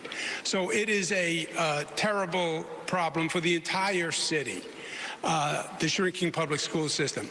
I would double the gifted and talented programs, double the number of specialized high schools, keep the SAT, and keep mayoral control. It is wholly inconsistent to say, I think it's a top priority, but I want to give up mayoral control, but I want to be a mayor who runs grocery stores. Forget the grocery stores. Run the Department of Education. It was the most single instrumental reform. Mayor Bloomberg was right. The mayor in Boston and Chicago, don't give up mayoral control. Would you defy the law, the class size law? The problem with the class size law is a nice idea. The state didn't send the money. The state has not been doing its fair share for the city. If you have a nice idea, that's nice. Send the money. And just a fact check, I don't think we lost 1 million students. We have just about under 1 million students in the DOE system, but just a quick show of hands. I'm sorry, yes. And just a show of hands, no talking. Who is in favor of the cell phone ban in schools? Raise your hands. Everyone has raised their hands. They all are in favor of the cell phone ban. Thank you. Okay. Candidates, I want to talk about Rikers Island. Under city law, the jail complex on Rikers is supposed to close in 2027. That's something that the next mayor is going to have to navigate. Wait, what? The population, however, has only gone up. It's surpassing 7,000 detainees. I didn't know that. And a judge this year put Rikers on a path toward federal receivership. So here's the question. As mayor, will you commit to the closure of Rikers Island as required? And if not, what is your alternative plan? We'll start with you, Mr. Yeah, Sleeper. where are they going to go? Number one, the architect for the closing of Rikers Island is on this stage. Yup. That's former Governor Andrew Cuomo. He was the first, and his apprentice is Orhan Mandami. No, you keep Rikers Island open. There are 7 functioning buildings, 3 others that need to be rehabbed.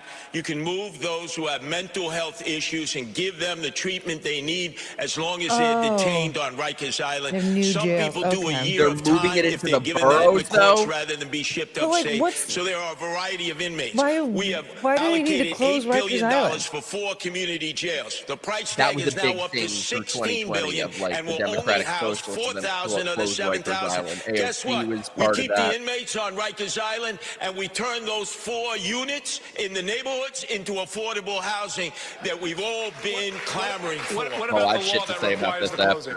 Oh, you go into court, you fight. You fight for the taxpayers, and you fight to keep inmates on Rikers Island so that we don't just have to lock up toothpaste in New York City, but we lock up inmates. Mr. You know what? Yeah. Open up the new jails and keep Rikers Island. Down under the law, keep closing locking up Rikers in people 2027. doing that You can't. Unless you intend to release all the people on Rikers Island, which is the Democratic Socialist policy. The county jails are not going to be built.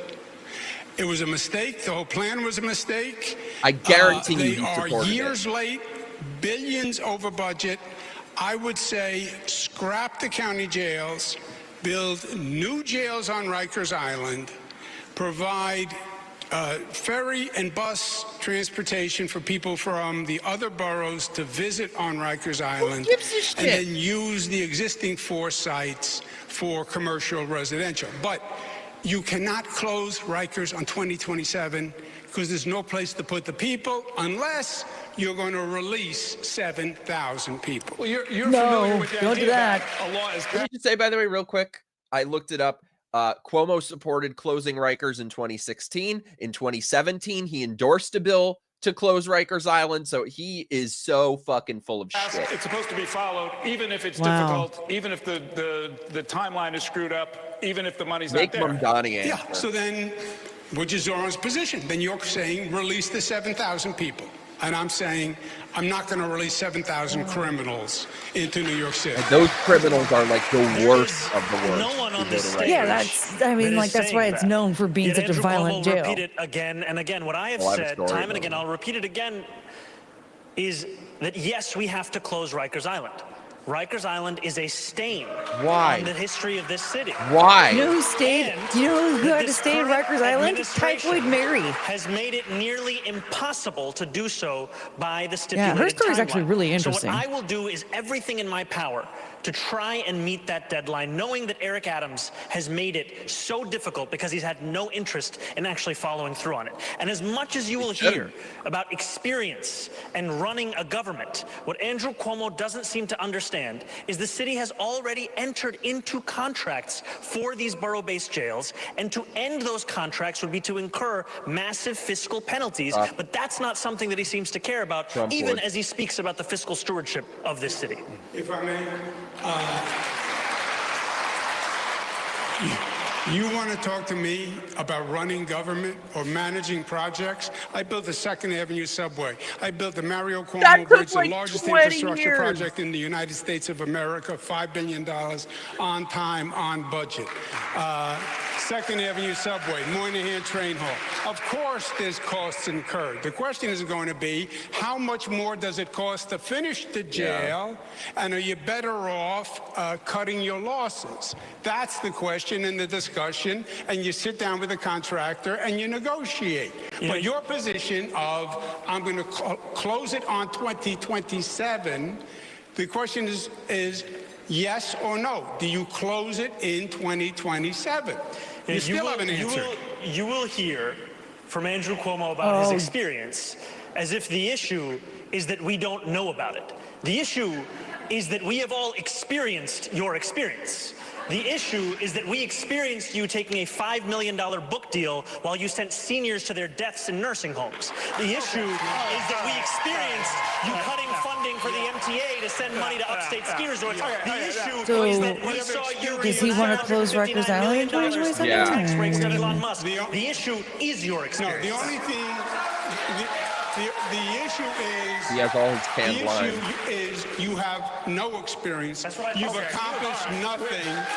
You haven't proposed a bill on anything, and you still haven't said if you'll close Rikers in 2027. Stop. I got the answer to the questions I was asking. Thanks very much. Let's move on. Such drama killers. My next question is about another law that's already on the books. The city has a climate law, Local Law 97, that will require a large percentage of the buildings in the city to reduce greenhouse gas emissions by 40% by 2030 or face financial penalties. As you know, some co-ops, condos, and landlords are afraid of crushing expenses, but buildings account for 70% of the city's climate pollution emissions, so reduction would need to include that sector. You all have taken different positions on this. I want our viewers and listeners to hear each of you, starting with Mr. Cuomo in this case. Would you abide by and make others abide by Local Law 97 as it stands? As it stands, as it stands, no answer. You're going to have to be flexible in the application. What's going to happen now is many companies will just pay the fine because it's cheaper than actually following the rules. And that's the last thing you want. That accomplishes nothing, right? It's just another tax, in essence, on these units. So there's going to have to be flexibility. It's the right intent, it's the right goal, but how you implement it has to deal with reality and the costs. Again, otherwise, I can tell you, I've had this conversation with many of them. They're not even going to try. They're just going to pay the fine. What kind of flexibility, if you could be It's going to be timing, and what do we mean, and can it be phased in? Mr. Mamdani. The climate crisis is one of the most pressing crises facing this city, and we deserve to take it on with the urgency it requires. It is right now easier to pay the fine than to actually comply with this legislation. We have to ensure that we make it easier for condo and co-op owners to follow these laws, and we do that by eliminating the application fees for J51, by extending that tax credit, by also creating a one-stop shop in New York City government that procures at a large scale heat pumps and the very kind of infrastructure needed to comply. We've seen this happen before with clean energy work that's been done in Woodside houses. It's time to bring that kind of work right here so that we can ensure full compliance with Local Law 97. I read that you're proposing the city buy those heat pumps and other tech in bulk and give them to landlords and other buildings for free. Is that accurate? No, it's to actually ensure that they can afford the cost of these things by purchasing using an economy of scale. Thank you. Mr. Sliwa. I'm the only one on this stage totally opposed to Local 97. 100,000 condo and co-op owners. Their maintenance fees will go up 30%. They won't have enough reserve fees. You're going to see massive flight from the co-ops and condos. Now, they want to electrify everything. Well, there's a man on the stage who took Indian Point offline. That was 25% of our electrical output. We haven't been able to meet the need since. And as a result, they're now starting to build, because of the city of yes that I'm opposed, these lithium-ion battery warehouses. This makes sense. Like, I feel like then they should have a separate wing for that. 8 in Queens, 4 in the Bronx, and none in Manhattan? Oh, no. They're going to electrify, and they don't have the electrical output. So I say no to Local 97. And when I'm mayor, I tell all my commissioners, throw a monkey wrench into the process. We slow it down because we want these condo owners and co-op owners to stay. Mr. Cuomo, you were name-checked on Indian Point? I think I was. Indian Point was a danger. Get Elizabeth Warren in here. It was the nuclear power plant most closely located to the densest population. There was no nuclear plant on the globe that close to a city. There were 20 million people in what was called the kill zone. Before I became Attorney General, there had been a number of lawsuits to stop it. What we did is we brought cables down from upstate New York down the Hudson River. We have nuclear upstate. We're in rural areas to bring that nuclear power down the cables and then on that basis substitute for Indian Point's power. Yes or no? Electricity rates are too high to pay because of you, Andrew Cuomo. Yes or no? Would any of you support new nuclear power plants to help bring down the rising cost of utilities this is in New York apparently State. how you Just say yes nuclear. Or no, Mr. Sliwa? Upstate, they're already starting, yes.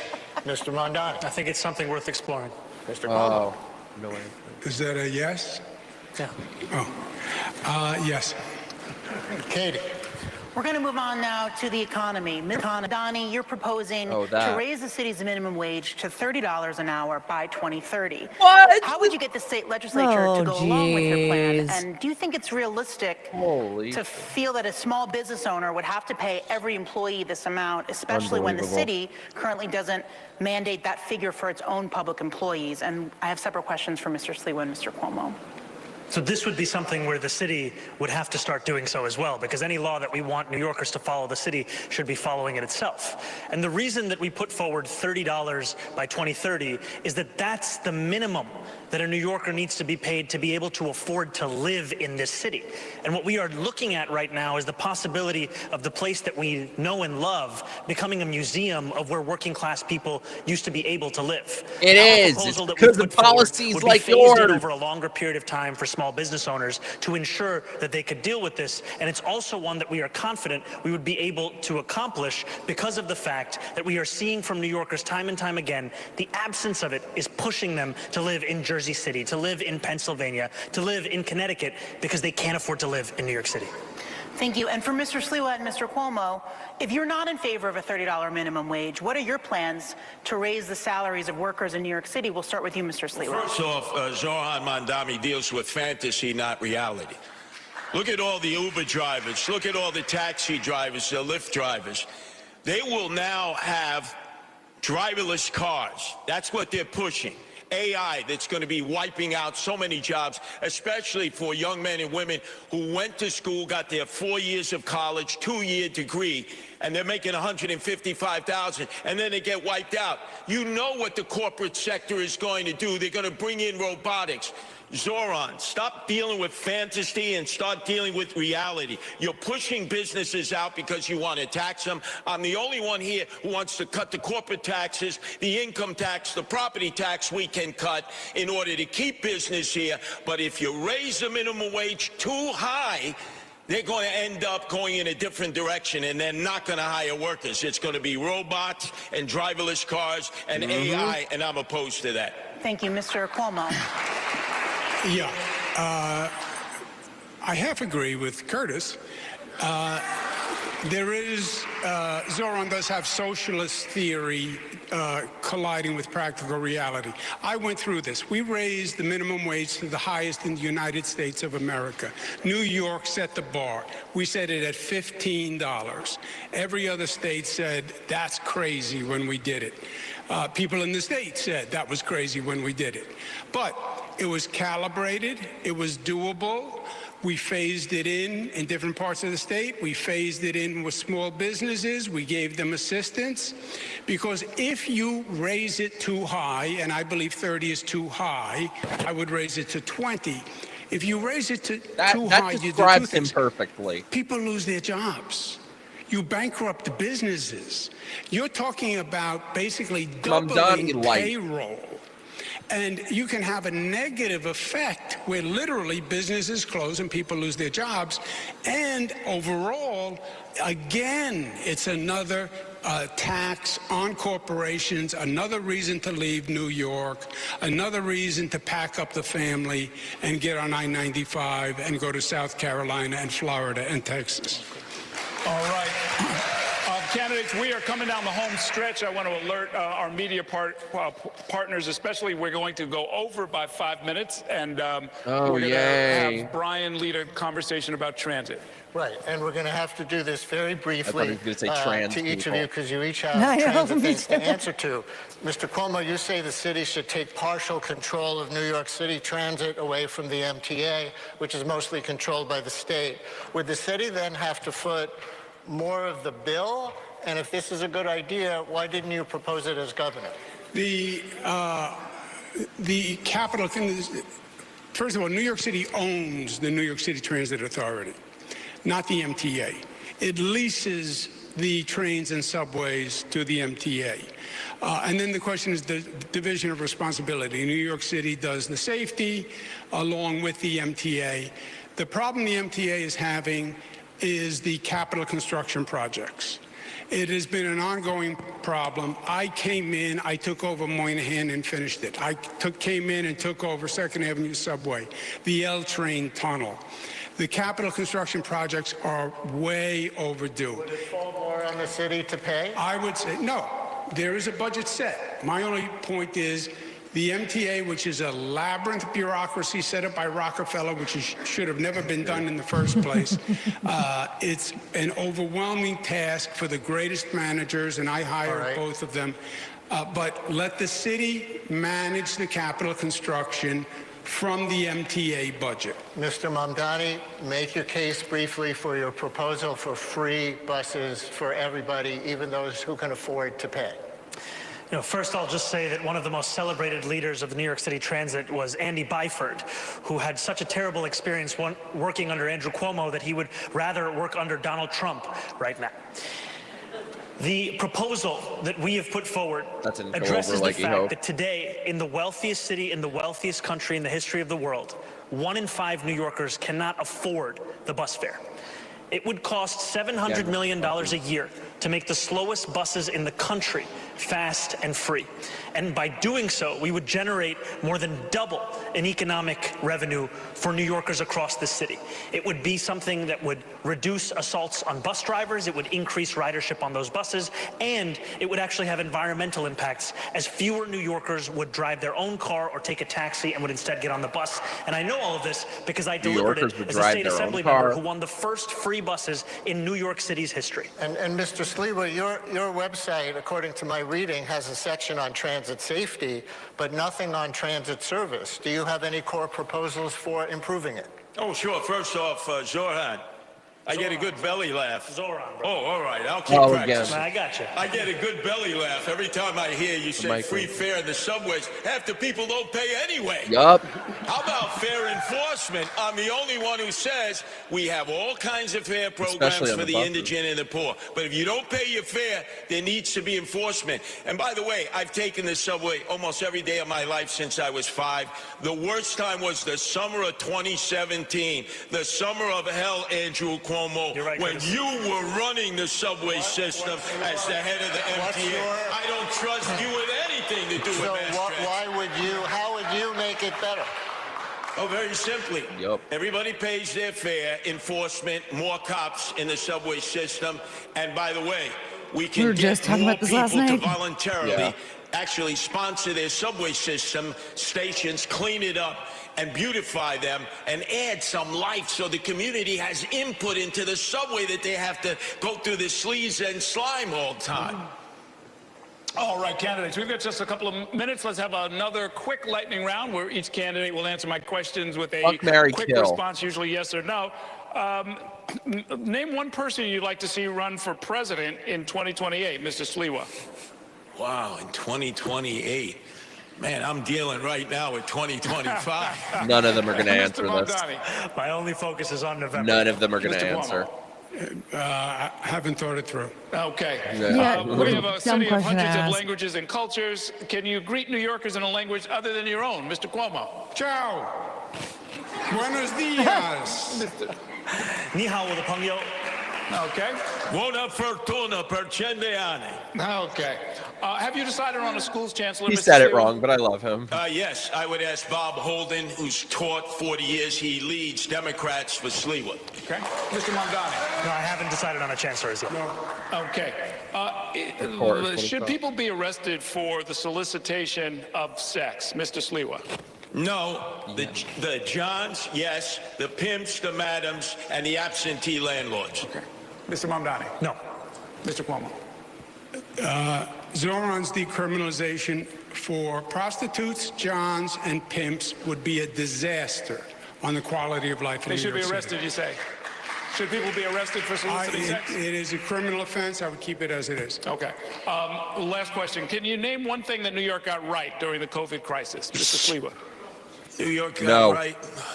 Oh, wow. He didn't get anything right during the COVID crisis. No. Mr. Mamdani.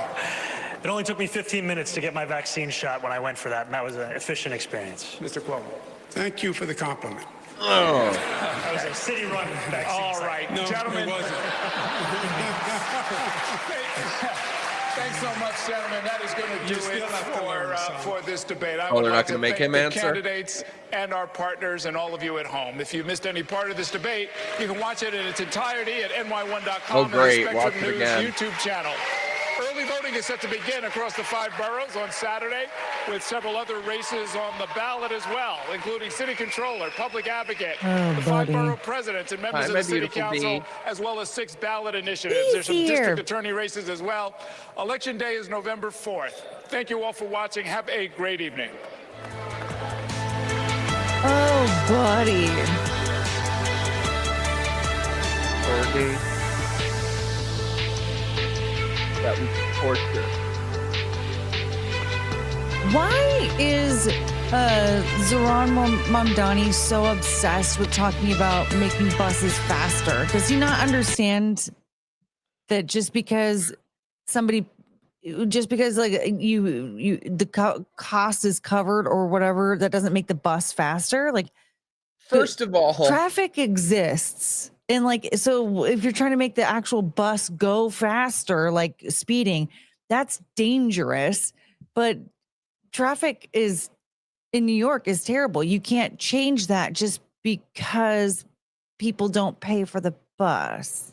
Speed is his favorite movie. First of all, the New York buses, some of them in particular are basically 2 buses put together. They're very long. They have a door at the front and a door at the back. And all the degenerates come in through the back and no one checks. Nobody's paying for the fucking bus. I would say maybe half of them. Like, it's so true what he said. All these people, and it's always the ones carrying on and causing problems, they all enter through the back and nobody's going to say shit to them. Like, no one pays for the fucking bus anyway. So acting like this is some huge deal that needs to be solved is crazy. What are your thoughts? I feel like I need a brain cleansing. So very quickly, before we continue, let's have a very quick word from our sponsors.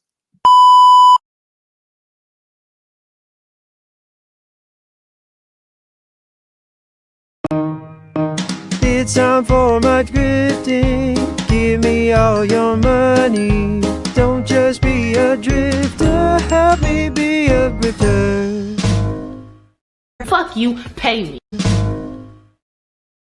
So if you like the channel, support the channel. Look at those titties. They're lovely. I don't. You guys are my sponsors. Thank you. I appreciate you guys being my sponsors. So if you feel so inclined, send in your super chats, join my locals, join my Patreon, become a channel member. We're doing probably this weekend, I think. We're doing movie night with They're gonna my watch members. Black Christmas. Oh my God. We were talking about that last night, the remake. The woke remake. Yeah, but I think we're gonna watch The Thing, which I've never seen, and I really want to watch Halloween Town also because I've never seen that. But yeah, we do lots of fun nights. We do things. We do movie nights, game nights.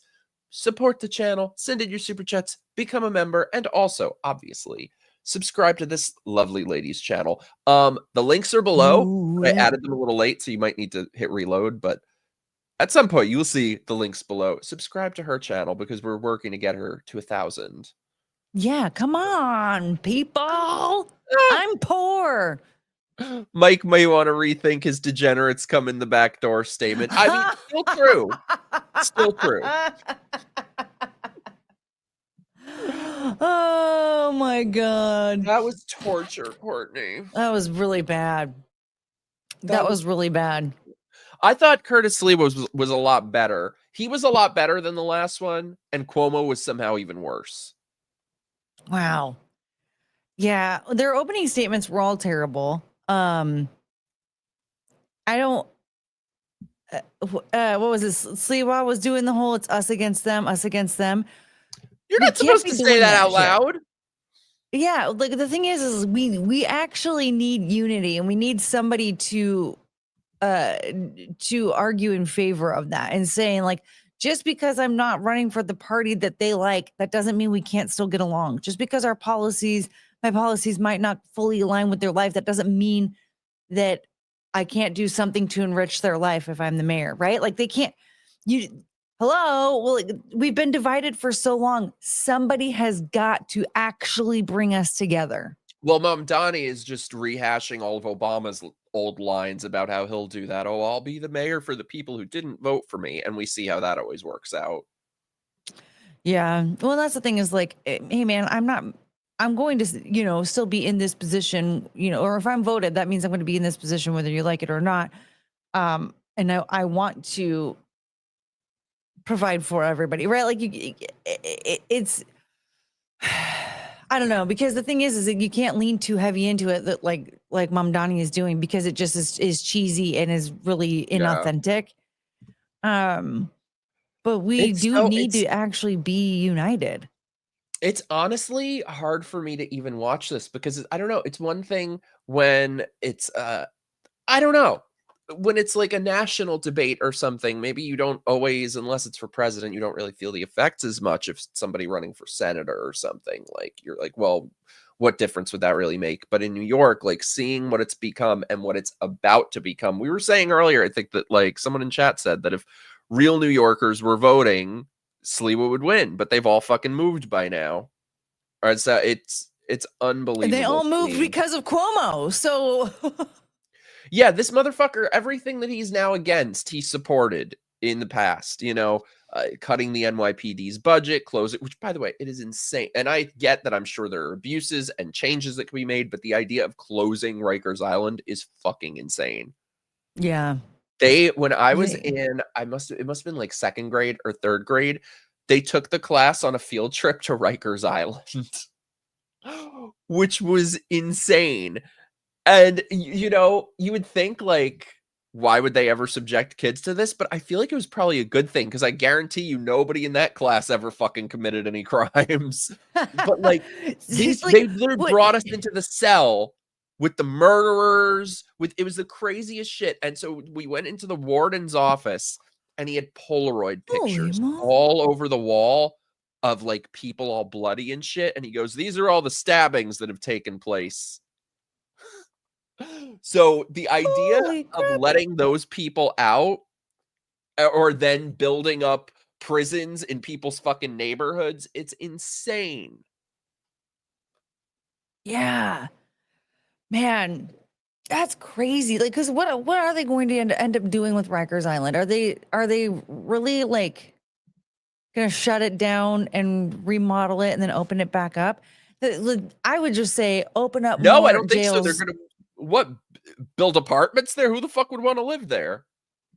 I wouldn't. I feel like there's way too much bad energy out there. Yeah, it's like Alcatraz, where like at best you can make it a tourist spot. I've always wanted to go visit Alcatraz. Did you ever see? Well, no, you never saw anything. But there's this movie, So I Married an Axe Murderer, where they go on a tour of Alcatraz. I actually, what's funny is that I did see a movie. I think it's called Murder in the First. Is that the one? I've heard of that. There's like a couple of. My mom loved prison movies when I was little, and there was one. I don't think it was Murder in the First. I know Murder in the First was one of the Alcatraz movies, but there's one I can't remember what it was called. But it was about a guy who is it? He like robbed a bank or something to try and like provide for his family, and ended up going to prison for it, and he ended up in Alcatraz. And it's like this, it shows him like in the prison, and like I think he ends up actually killing somebody in the prison or something. That's why it's called Murder in the First something. But it's like, it's a wild story. It just shows him like in the dark in what's it called? The solitary confinement. He makes friends with a spider. And then at one point I think he had to go to like a court hearing or a sentencing or something. And they were like torturing him, and they like cut his Achilles heel. It was it was a really good movie. Was it Murder in the First? I can't remember if that sounds familiar. I've never seen it though. By the way, I looked it up. What will happen to these prisoners? They're going to build new ones in every borough, in Brooklyn, Queens, Bronx, and Manhattan, in Chinatown, Right by, I looked it up, it's right by where the Canal Street subway is. I mean, that's like a busy area. We're going to bring fucking prisoners in everywhere. And this was a big part of the Democratic Socialists and all that bullshit, closed down Rikers, that Cuomo supported over and over and over again. I just can't believe, like, this really is difficult to watch, like, what's happened to New York. Yeah, like I understand that as time goes on, things are going to change. And it might not always go in the direction that, you know, somebody who remembers, you know, a beloved city as it was or whatever. But like, this is just becoming a nightmare. It's crazy. Like it's not going in a good direction. Like, I just don't understand how we have so much history in our world of just terrible commie dictators. We actually, like, right now, we're watching it in action with North Korea. We don't even know what's going on in North Korea. Like what is truly happening in North Korea. It could all be fake. The socialist titties could be fake. We don't know because it's so separated from the outside world. It is such a commie country. Look at Otto Warmbier. He went on vacation, which, what the fuck? I'm sorry, but that's bad parenting. I don't mean to, they lost their son. I know, but I'm sorry. But if your kid thinks that spring break should be spent in North Korea, something went wrong. Yeah, something went wrong there. Me a fucking $1 billion to go to North Korea. No, there's no amount of money, no promises, nothing. There's nothing you could ever do to convince me that North Korea is a place to go. Have you seen the weird video that they posted a while back where like they're advertising some like fucking water park in North Korea? Yeah. No. Oh my God, I have to find it. We have to watch it. It's so crazy. But like, I mean, the same people that are like, Hitler's so bad are the same ones that are like, oh, let's turn our country into 1930s Germany. Like, they don't even understand that Germany now is what it was when it was under Hitler's regime. You know what's amazing too, by the way? They keep talking about affordable housing. And it's ridiculous, the idea. I mean, unless they're going to build more like fucking projects, which is what they're really talking about. What New York City considers affordable housing is insane. Wait, let me show you. So I used to get these emails. I still do. I never unsubscribed of like for apartments. It'll be like the city's affordable housing. And everyone is like, you have to make hundreds of thousands of dollars a year. They're always in shit neighborhoods. And then rent is like $6-7 grand a month. I'm like, who is this affordable for? Look at this shit. Look at this shit. I mean, ever since I was like, affordable housing, new affordable housing opportunity. You just have to make 160,000 to 227 grand a year, but affordable. And then it doesn't even say the rent, but rent is always like 6, 7, 8, 9 grand. Dude, I remember for as long as I can remember. Here's the most affordable one. You only have to make 95 grand a year. And they're in shit neighborhoods. And then you pay a shit ton in rent. So I'm like, what even is the point of this? Right. Like if I'm making 95 grand a year, I'm not living in or 200 grand a year. A low income area. It's so crazy. So like this week, I'm sort of like, hopefully we'll see. I haven't heard back yet, but hopefully I have a new job I'm starting. Hopefully. We'll see. Ooh. We'll see. I don't know. I don't know yet. I shouldn't say that. But so I'm sort of looking for places and sort of planning what's next. And I was trying to figure out what I want to do. And I was like, you know, I had to figure out with my family who's back in New York. Do I try to get them to come here? And I was considering, I'm like, maybe I could like go back and forth and split time or something. And the thing is, any sort of like, even if you get a good paying job, like any sort of middle-class salary, it's impossible there. There are no more apartments in New York that are under like 4 or 5 grand for a shoebox. It's insane. I can't believe, like, beyond what it was even a couple years ago. I mean, since I can remember, it's always been expensive to live in New York, but it was because for the most part, that's where everybody wanted to be. It wasn't whatever this nonsense is now. It was like, yeah, it's expensive because this is like one of the greatest cities, or well, one of the greatest states really to live in. Like it didn't matter where in that state you lived. Like everybody wanted to be there because it was such a great place to live. And it was now, and like people, like I remember, I was working like a minimum wage job in my 20s. And I was like, God, I would never be able to afford to live there. And a friend of mine was like, yeah, well, people in your position, like they wanted to live out there, they're going to work 3 jobs. And I was like, holy shit. What? But they did that. Of course, it was, it's the land of opportunity out there, right? So a lot of people, it was worth it because they were getting gigs. It's not even that anymore. Jobs. All the music places shut down. Like it's not even that anymore. Yeah, it's so crazy. Exactly. Like if I get this job that I hopefully will, it's a good salary, and even so, it would be completely impossible to live in New York there. I'm in Florida now, Aviator, but my family's still in New York, so I gotta figure something out soon. Send me prayers, you guys, that I get this job. I hope I get. I'm praying. It's like a dream job. It's just so God. And then they were talking about safe injection sites. This is one of those things that just gives me a fucking aneurysm, because it's gotten to a point where a couple years ago, I don't know how this wasn't a bigger story. The city of New York started putting out vending machines with crack pipes on public property. And of course they were wiped clean overnight. But so it's always the slippery slope. It's always the progression that it starts with safe injection sites.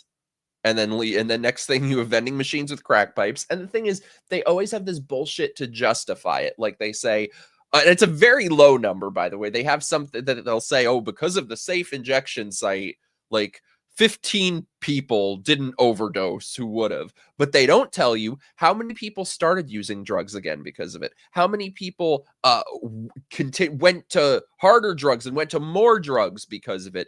What about people seeing it? How many people would have stopped and then started again? Are we putting them near fucking schools? Like they don't ask any other questions. Yeah. I remember when that was like a big debate in Seattle, and I was kind of like neutral on it at first. I was like, I don't really know, because a lot of people are saying that this might be something that's like, that it might be helpful for, people that are struggling or whatever. And the second it was implemented, I was like, oh, this is bad. We have to get rid of it. But the thing is once you put it in place, you can't get rid of it, right? Like you can't just like lift the law. And that's the problem that a lot of people don't understand. Because I'm thinking like, okay, if things go backwards or if things go awry, we're just going to have to go back to where we started, right? But no, that's not how it works. I mean, you've got in Oregon now, you got people that have their little tents lined up like right across the street from like a city building that offers the free drug kits. And so they get up, they go get their free drugs, and there's also like free food as well. So they get up, they get their free drug kits, they get their free food, they go back to their tent, pass out for a while, and they do the same. It's just a clock.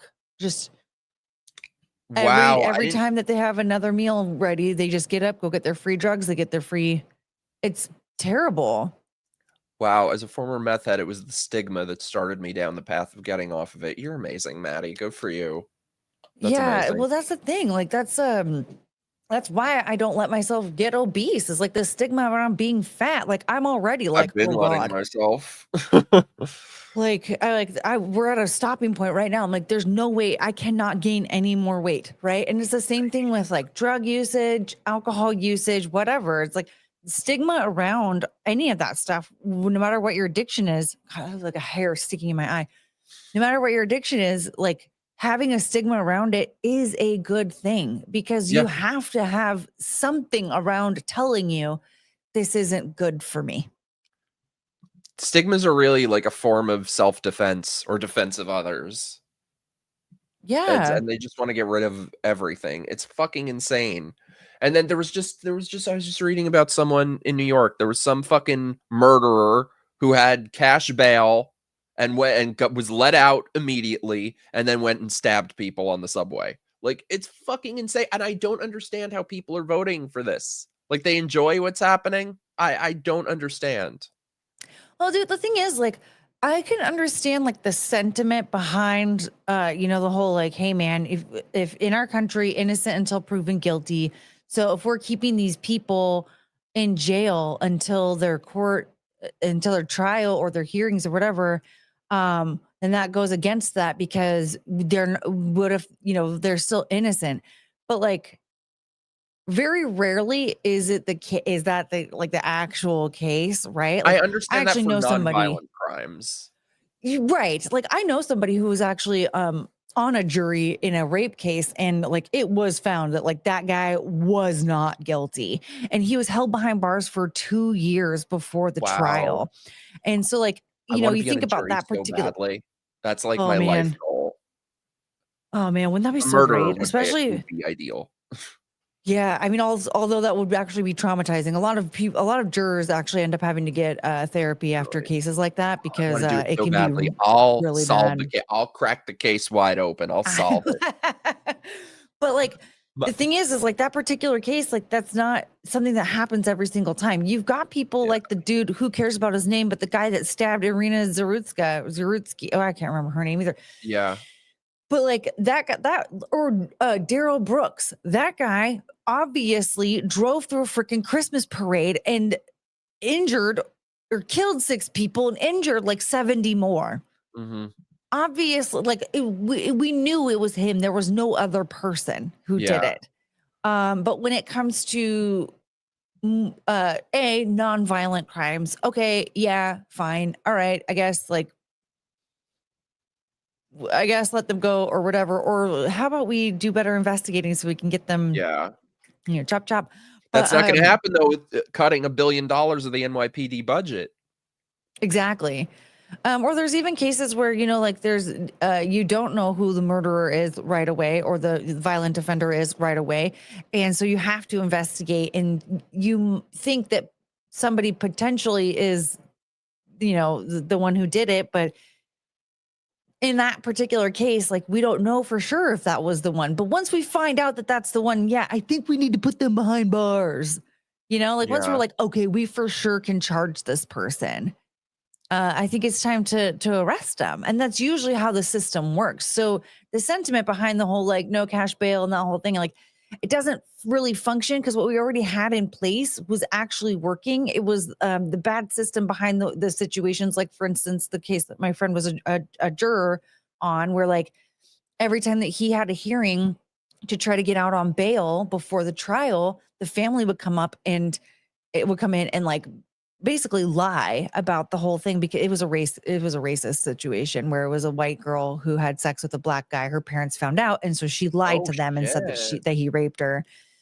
And so like the racist family kept showing up, and they were like, he did this, da da da, and there was like all this evidence.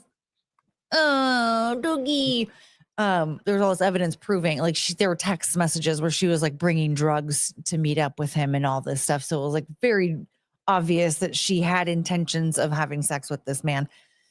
But in that particular case, I think I feel like those bitches should get the sentence that he would have gotten.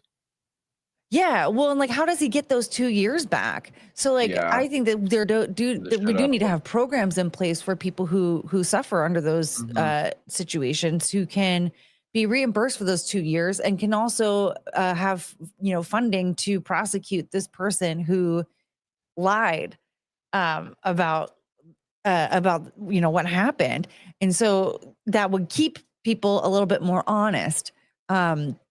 So she was a skank. She was because at the end of the day, if he actually had been guilty of it, if he did do that, then like leaving him out on the streets, to do it again, that is not good. And in most cases right now, what we're finding when we're finding violent offenders, we're seeing that they have this massive history, and usually it starts with non-violent offenses, and then it just keeps building up.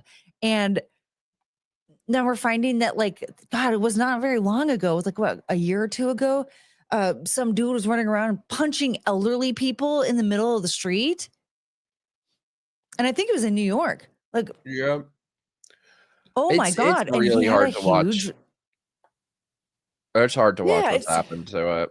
It's terrible. It's terrible. So like the sentiment behind no cash bail is it's like I don't agree with it because we already had systems in place that were functioning, at least in most states.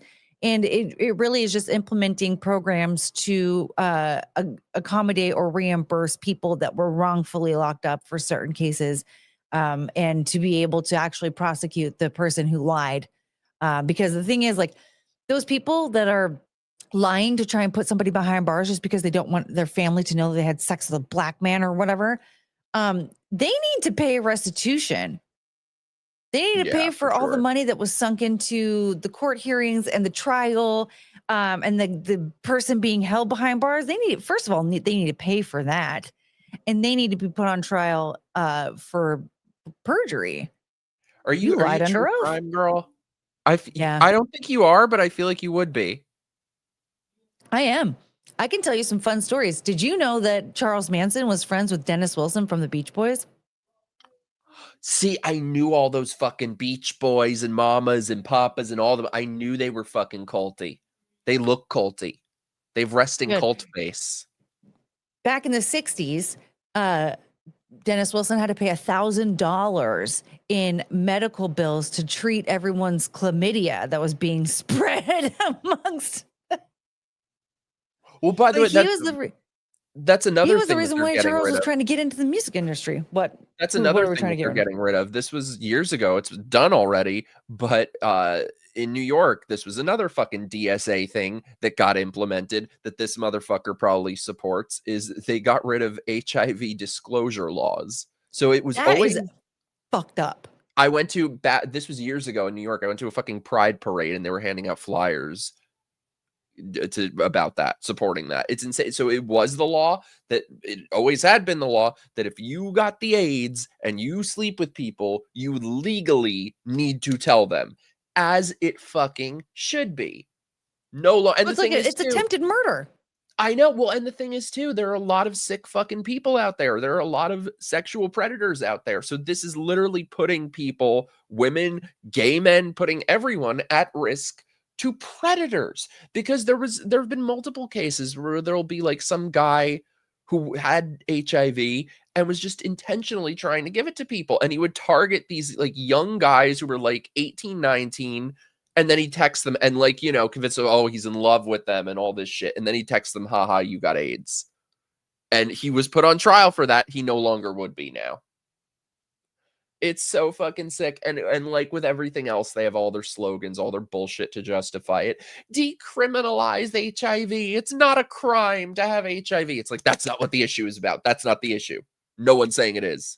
It's not a crime to have HIV, but I'm even like, I have a friend who got herpes from somebody, and you know, now like she's like extra careful, and like, oh, that sucks. She does things a little wonky because, you know, she always uses a condom and stuff like that. But like, she was dating some guy and they were sleeping with each other. And then after they had sex for the first time, she like then told him that she had it. And I was like, oh, no.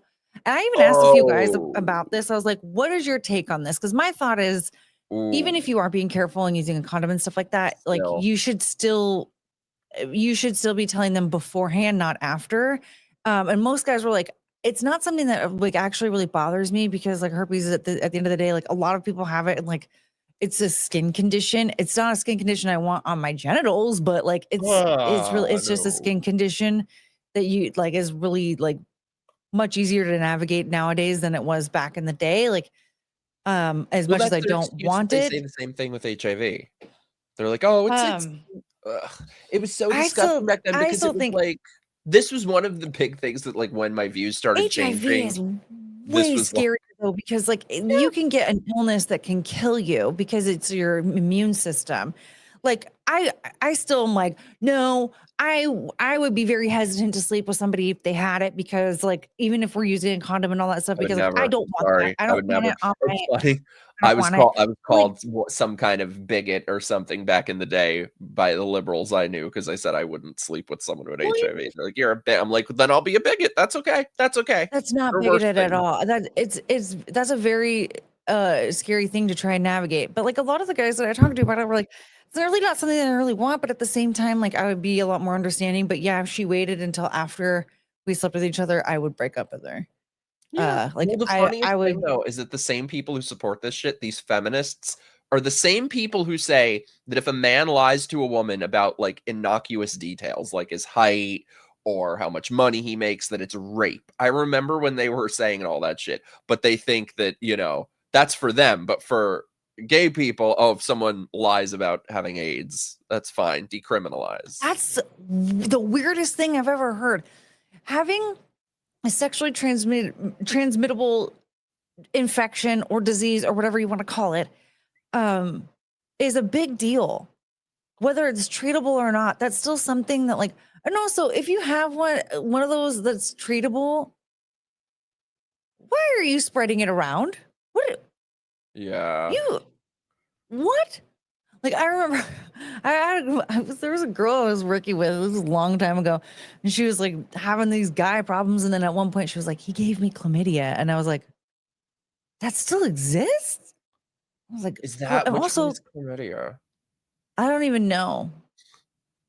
I've never had any of them. And Same. I was like, you know what?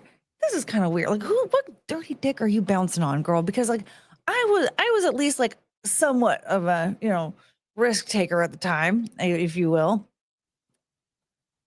And even then, like, first of all, like I would get tested on a regular basis. So I'm like, okay, if I'm gonna be a little risky, girl, you gotta make sure that you're not getting anything or passing it along. Yeah. Honestly, like every time everything came back clean, I was like, wait, really? I was kind of surprised. I was like, well, you slut. dodged a bullet.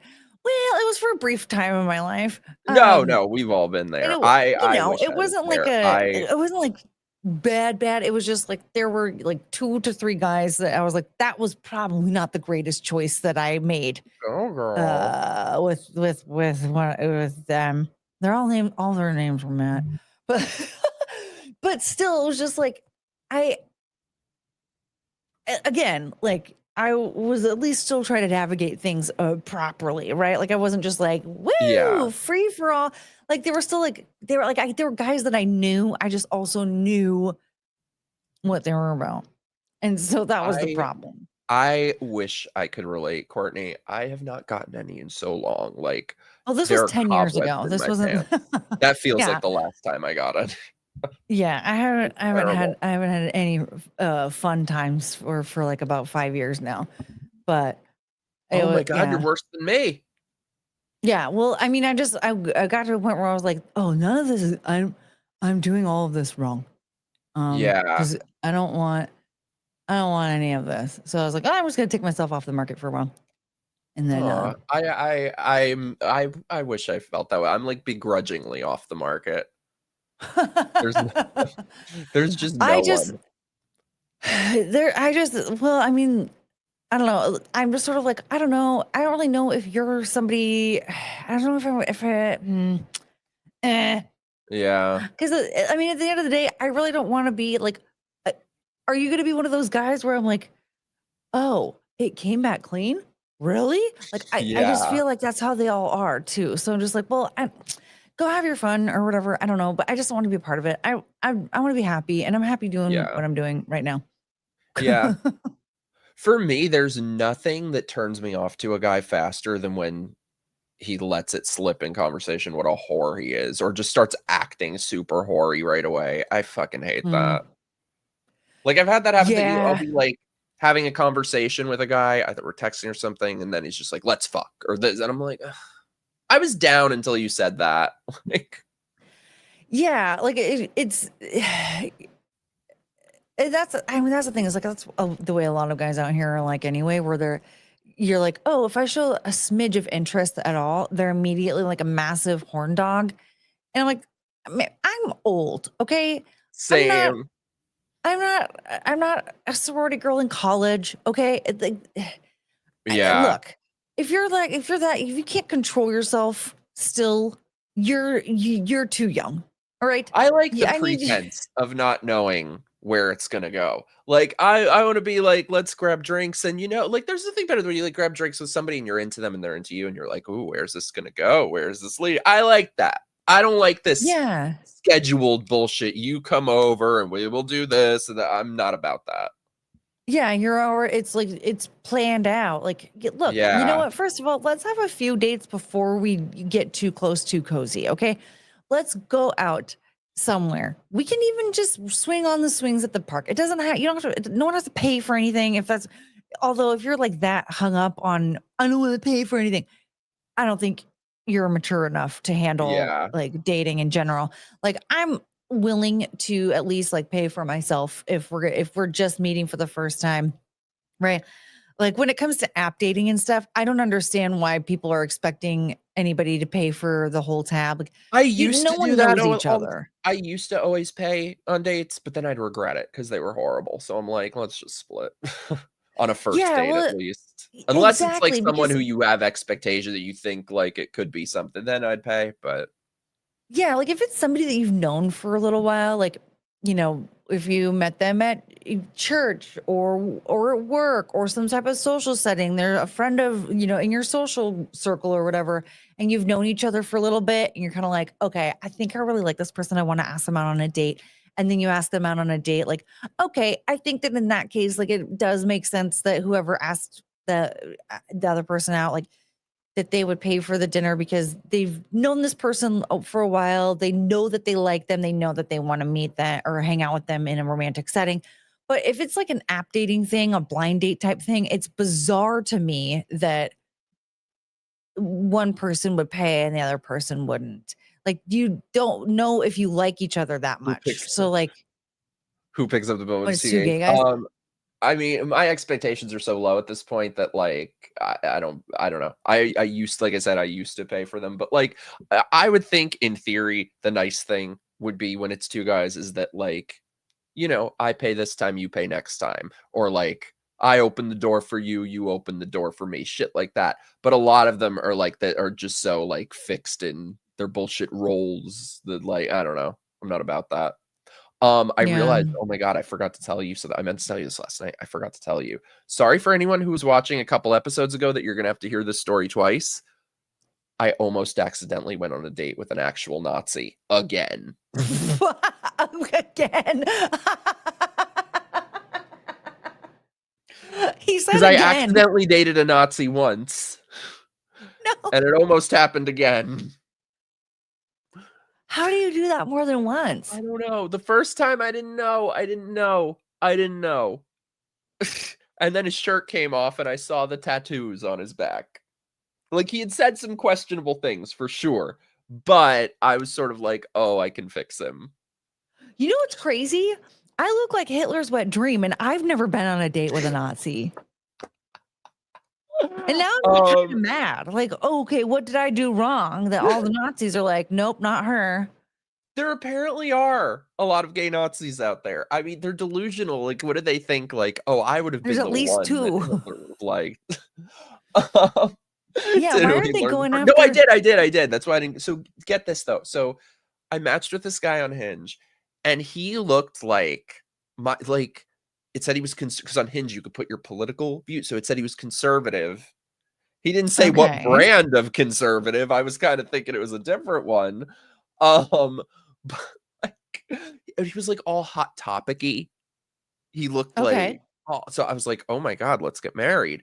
So anyway, we're talking, we're like planning, we're gonna grab drinks or something, and then I look up his Twitter, and it's just fucking swastikas everywhere. Every post is about either the Jews or Hitler. Everything was like, they lied to you about who were the good guys of World War II. Hitler was the real hero of World War II. Oh my God. Hitler was a drug addict.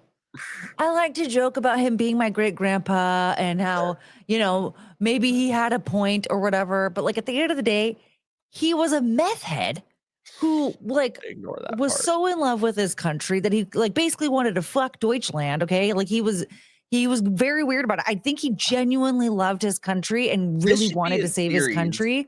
History with Courtney. But he got weird with the Pervitin. We saw the video of him at the Olympics in 1936. You've seen it, right? Yeah, I forgot about that. Yeah.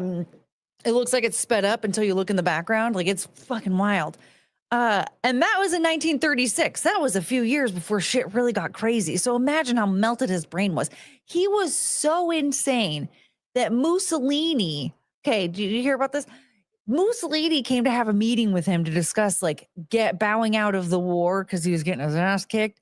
Yeah. But he was grandstanding and shouting for 3 hours. He tired out Mussolini, and Mussolini said, okay, I guess I'm stuck in this war that I don't want to be in anymore. Like, that's how spracked out the dude was, okay? Like, he took it too far. I do believe that there was a point in time where he truly loved his country and really wanted what was best for it. But at the end of the day, like, no, I'm sorry. But No, if you've Hitler, read Mein bad Kampf, Hitler. read Mein Kampf, okay? I actually found a quote. Like, AOC has like directly quoted him. Like, yeah, it's better to be morally correct than factually right. that came from him. That's in Mein Kampf. Wow. Yeah, there was the whole grievance studies thing a couple years ago where it was some people to prove a point retyped Mein Kampf and submitted it to all the liberal ones, but sort of like changed the identities and stuff, and they gave it an award. Yeah, you got to look up the grievance studies. They did that with a bunch of these people to kind of expose them. But yeah, I'm surprised you've never dated a Nazi.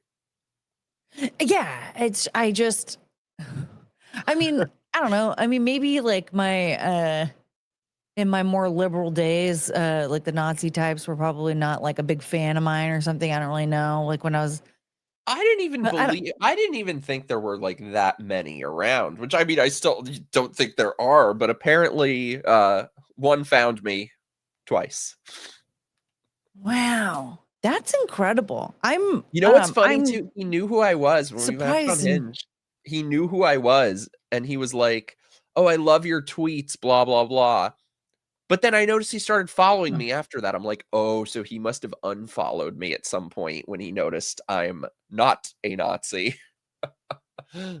Interesting. And I do the dumbest thing that I'll sometimes like follow someone before looking at their fucking post. So I followed him back and then looked at his page, and I was like, "Oh, unfollow." Oops. Like, that's a fucking trap right there. Wow. Yeah. So people, even when we're making jokes that Hitler did nothing wrong or whatever, just understand, like, no, the guy was still a maniac. He did some wild shit. Person. I don't think there are many big Hitler fans tuning into this. I know. Like, I think sometimes people get a little turned off. Thank you, Aviator. Like, thinking that I'm like being serious. Mike has.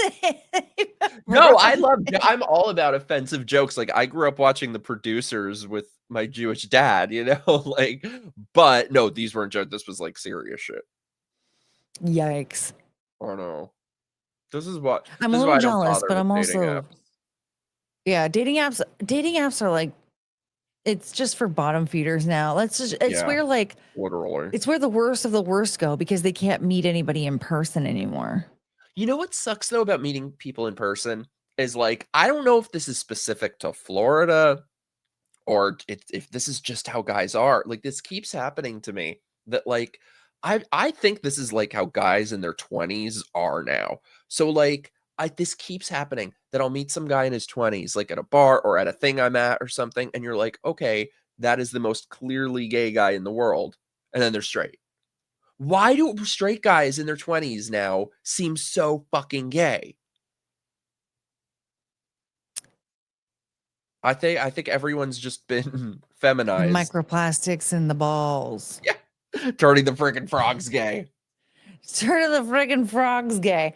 But to be honest, I think Alex was onto something with that. No, it was true. He was proven right. It was true. Yeah, they were course, they were transing the frogs. It was worse. They were transing the frogs. But it was like making them like in like it was like sterilizing them. Like, so like they would trans them, like it would change their sexual function, but like it wasn't functional anymore. So like a girl frog would get testicles, but like it would make like any of their sexual organs like non-functional, so they couldn't. And then they weren't attracted to the other sex frogs because like no one's like who's really attracted to a trans. And so they weren't a mating. lot of people apparently. Like half the fucking guy, you'll see like some hot guy who looks straight on Hinge or Tinder or something, and then you read their bio and it's like only looking for trans. Like, and it's so funny because these people then say, "Oh, you better sleep with a trans person or you're a bigot." I'm like, you motherfuckers are doing better than anyone. Somehow. I remember I got so offended when I was using Bumble. I saw some guy like swiped on me and I was like, oh, okay. Looked at his profile and said, looking for trans women. And I was like,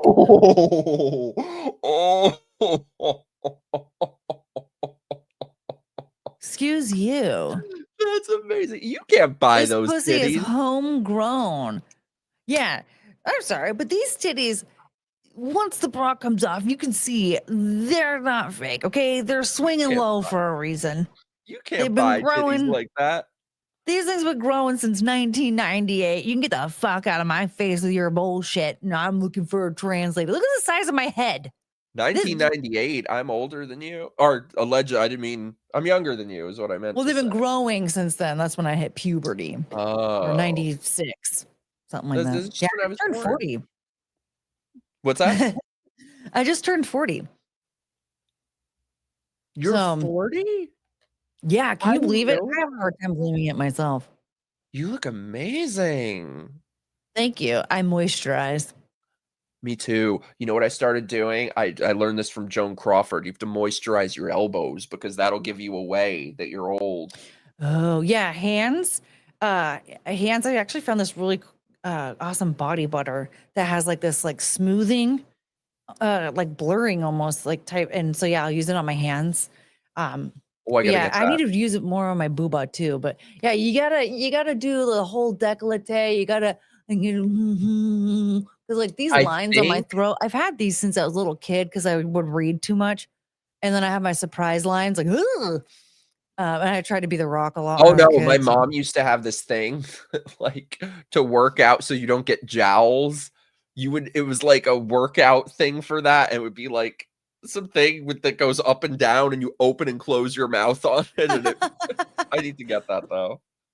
I constantly, anytime I'm doing anything where I'm like hunching over like on my phone, I'll be like this. I learned this from Joan Crawford's book. What was it? She gave a book of like life advice tips, which is great. We should do like a reading of that sometime. That should be a story. Ooh, that'd be great. Man, I saw a couple clips from that show Feud. Wait, what's that? Oh, I saw a couple clips from that show Feud, and there was a season that they did between Betty Davis.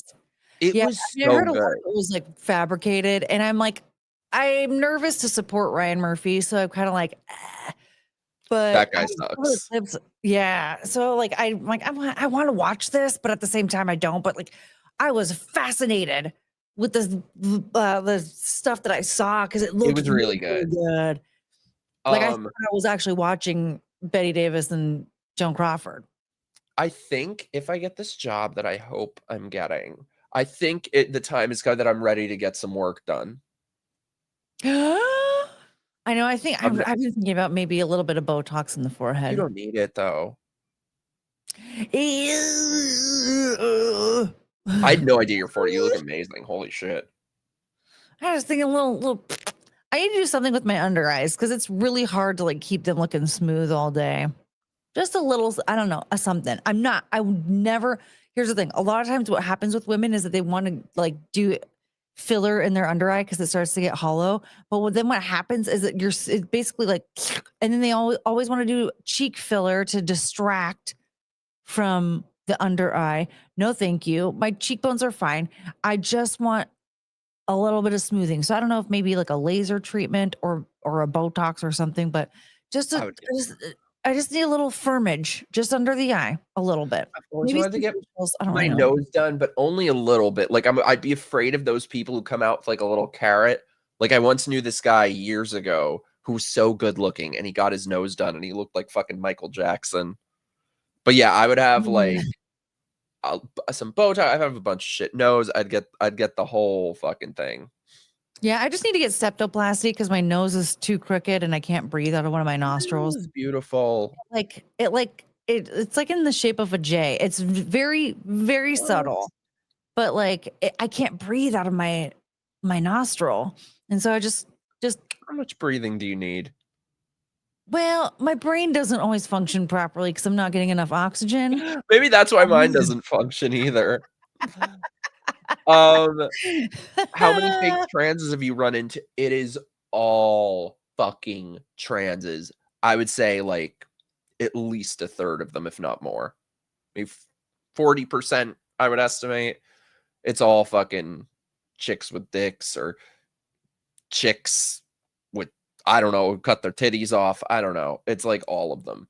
And what pisses me off is that there's no setting where you can, like, I would say get your own app, but you don't even have to do it. Just why can't it be a setting? Like, I'm gay, I'm straight, I am into the transes, or I'm not into the transes. Like, it really pisses me off, them encroaching in my pond, because it is a very small pond. It's not a pond. Yeah. It is a puddle. It is a puddle. Like, as much as we're bombarded with rainbow shit, gay men are actually a very, very small minority of the population. It is already hard enough to find someone. And now you need them fucking white liberal ladies. You know, it's not it's not as many like gay or trans or whoever a part of the rainbow community. It's mostly white liberal ladies. But no, I mean, I don't see the problem with having their own app. I mean, let's be real. There's Grindr, which is the Tinder for gays. Stay on Grindr then. Like, why? The thing that is, was supposed to be for the gays. Now it's all transes. But those are the whoriest of the whores, so I stay away. Yeah, like Grindr, Tinder, Hinge, and Bumble, I feel like are somewhat similar. I need to restart my Hinge. So I was banned from Hinge on my old phone. Got a new phone, was able to make a new one. And it's weird, for like maybe 2 days or 3 days, I was getting like, and it seemed like, because I was told this is the better one, this is where the better people are. For like 2-3 days, I was getting like all sorts of matches and stuff, and then never again. I need to redo my profile, but it's not good. I don't know. I'm so afraid. I got banned for it, so I'm so afraid to say anything remotely interesting. Yeah, you can't. No, and that's another thing. You know what? There needs to be an app for the transes and an app for the slightly offensive. Okay. Yes. I'll go on that app. Yeah, we'll call it slightly offensive. Yeah, they don't even let you filter. They don't even let you filter them out. You should be able to filter them out. That's the thing, is like that all that kind of stuff should be filtered out on a dating app, especially nowadays. Okay. Like, I should be able to say that I have more conservative values, or at least I'm like more right leaning than I most. put that on mine, but I'm like, maybe I shouldn't. Maybe they're like, I don't know. I don't know. I don't know. I don't know. I don't know. I don't know. Like, we should be able to do all that stuff, and then it should be filtered out when you're searching. Yeah. Like, I don't understand. Like, you can put that stuff on your profile on some apps, but like, why can't it be filtered out properly? Like, when you have your gender on there, it should say, you should be able to filter out whether they're trans or not. Like, when you put your gender on there, you need to put trans as part of the gender if you are trans. Like that. Some of them don't even fucking put that. Especially because like there are dudes out there that are swiping on women and saying, I want transes. Let that guy. I love that. That's the best thing I've ever heard. Oh my God. You do not look like a trans. I would never think you were trans. I look like more of a trans than you do. Like my shoulders? I mean, for crying out loud, I'm 5'5". I once had it happen in fucking. And that guy is clearly a man standing next to me. I once had it happen that I went to go get my haircut in Brooklyn. The place I went closed, so I had to find a new place. And I should have known in Brooklyn, all the hair places are all like fucking woke as shit. So anyway, this bitch starts cutting my hair, and she says to me, she's like, I just want you to know, I have a lot of experience cutting hair for people in your situation. And I was like, oh, thanks. Wait, what? And she goes, oh, you know, before the transition, after the transition, you're going to look beautiful. I was like, bitch, She thought you were transing to a woman? I don't know. I don't know which way she thought I went. If I transed from a woman, or I think she just thought I transed from a woman. But no, these balls are homegrown since 19. Since Yeah, since 2000. I was watching a video. Okay, that this girl, I don't even remember what the video was about. But at one point she said, in the people born in the late 1900s. And I said, you bitch. And I exited out of her video and I marked it, do not recommend this channel. Excuse you. Have you ever seen, by the way? What? Have you ever seen this chick, the hair cutting lady, who she cuts people's hair? Yes. She asks their pronouns and she goes, "Is it okay if I touch you?" The people don't talk about the worst part with her. Like, they talk about those things, but like, it is tragic what she does to these poor people. Like, I've watched all her videos. We need to like watch her on stream sometime, because it's horrible. She'll have these pretty girls come in and they go out of there looking like fucking Antifa. Like, she just makes everyone look hideous. I mean, I've watched her consultations. What's that? I've watched her consultations. I mean, granted, I think I've seen like 1 or 2 of her videos. And she executes well, like what the person's asking for. Like, she does what they're asking for, at least what I saw. They come in looking Republican and they leave a Democrat. Well, I mean, they're seeing her. Yeah. So, that's to be expected. Well, anyway, we should probably start wrapping up in a few minutes. If anyone feels so inclined, like I said, help me become a grifter. Send in your super chats or join my stuff. Become a channel member. Do the things. Super chat for Booba. Yeah. I think this weekend we're going to be doing movie night. Subscriber movie night. Watching The Thing. Have you ever seen The Thing? Probably not. I have not. No. Sounds like I saw a trans Murder in movie. the First. Yeah, and that's it. And nothing. I can't believe the one movie you've seen is one that I have not seen. Some random movie.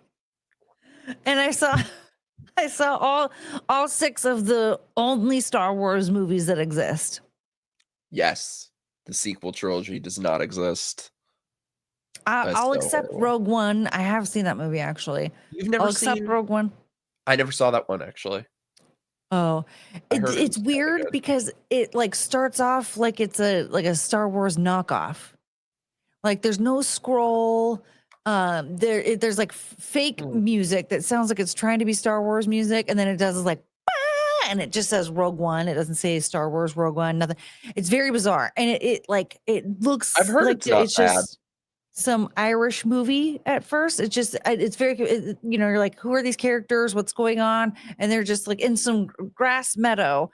And it's like not a Star Wars movie. It's a fake one, but it slowly turns into a Star Wars movie as it goes on. And so you got to wait it out, because we'll get there. And then like once you get towards like the last half hour, you're like, okay, you get to, like the space battles, very Star Warsy, and then that freaking Darth Vader scene. It's so good. It is the best. I love Darth Vader so much. It is the best Darth Vader scene ever, ever, ever. Like, and it makes me sad that Hayden Christensen didn't get to do that, because he got so much hate for being Anakin Skywalker, and I just think that he deserves so much justice. He's so hot. Dude. He made well. I would put myself back on the market for him. I wanna fuck him. Oh, I would fuck him like he owed me money. Oh man, he's so hot. I know. You know who's the hottest guy? Have you ever watched Shameless? I'm aware of it. Oh my god, wait. I need to pull it up. I need to pull this up. He is my dream man. This character Mickey from Shameless. Wait, I'm finding it. And he was like basically a gang member, but oh my god. Here it is.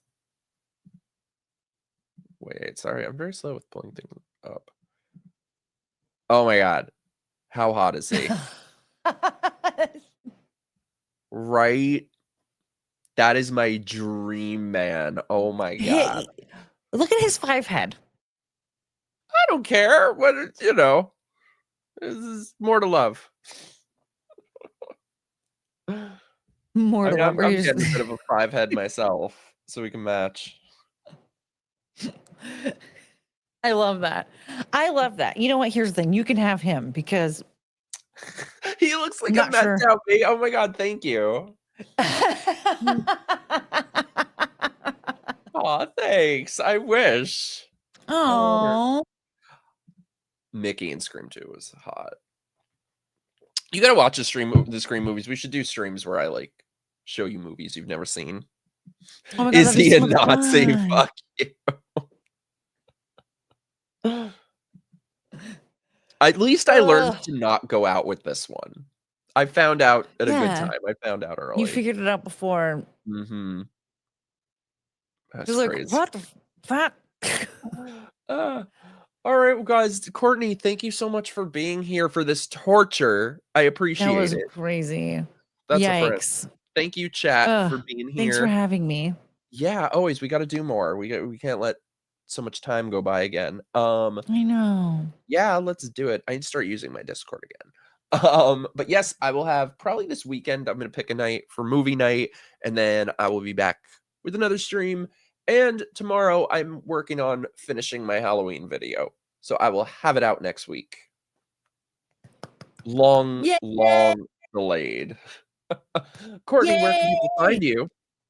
Ooh, you can follow me on Twitter. My handle is Courtney, and subscribe to my YouTube channel, Courtney Brooke, where we stream 3 times a week, except for this week because we were here instead. Aren't you glad you showed up for this tonight? Yeah. But yeah, I had fun. I'm confused by all of those candidates, but I still had fun. I always have fun with you. Yes, subscribe to her stuff. We're so close to getting her to 1,000. Yes, Thank you please. guys for being here. I will see you soon. Mwah. Good night, y'all.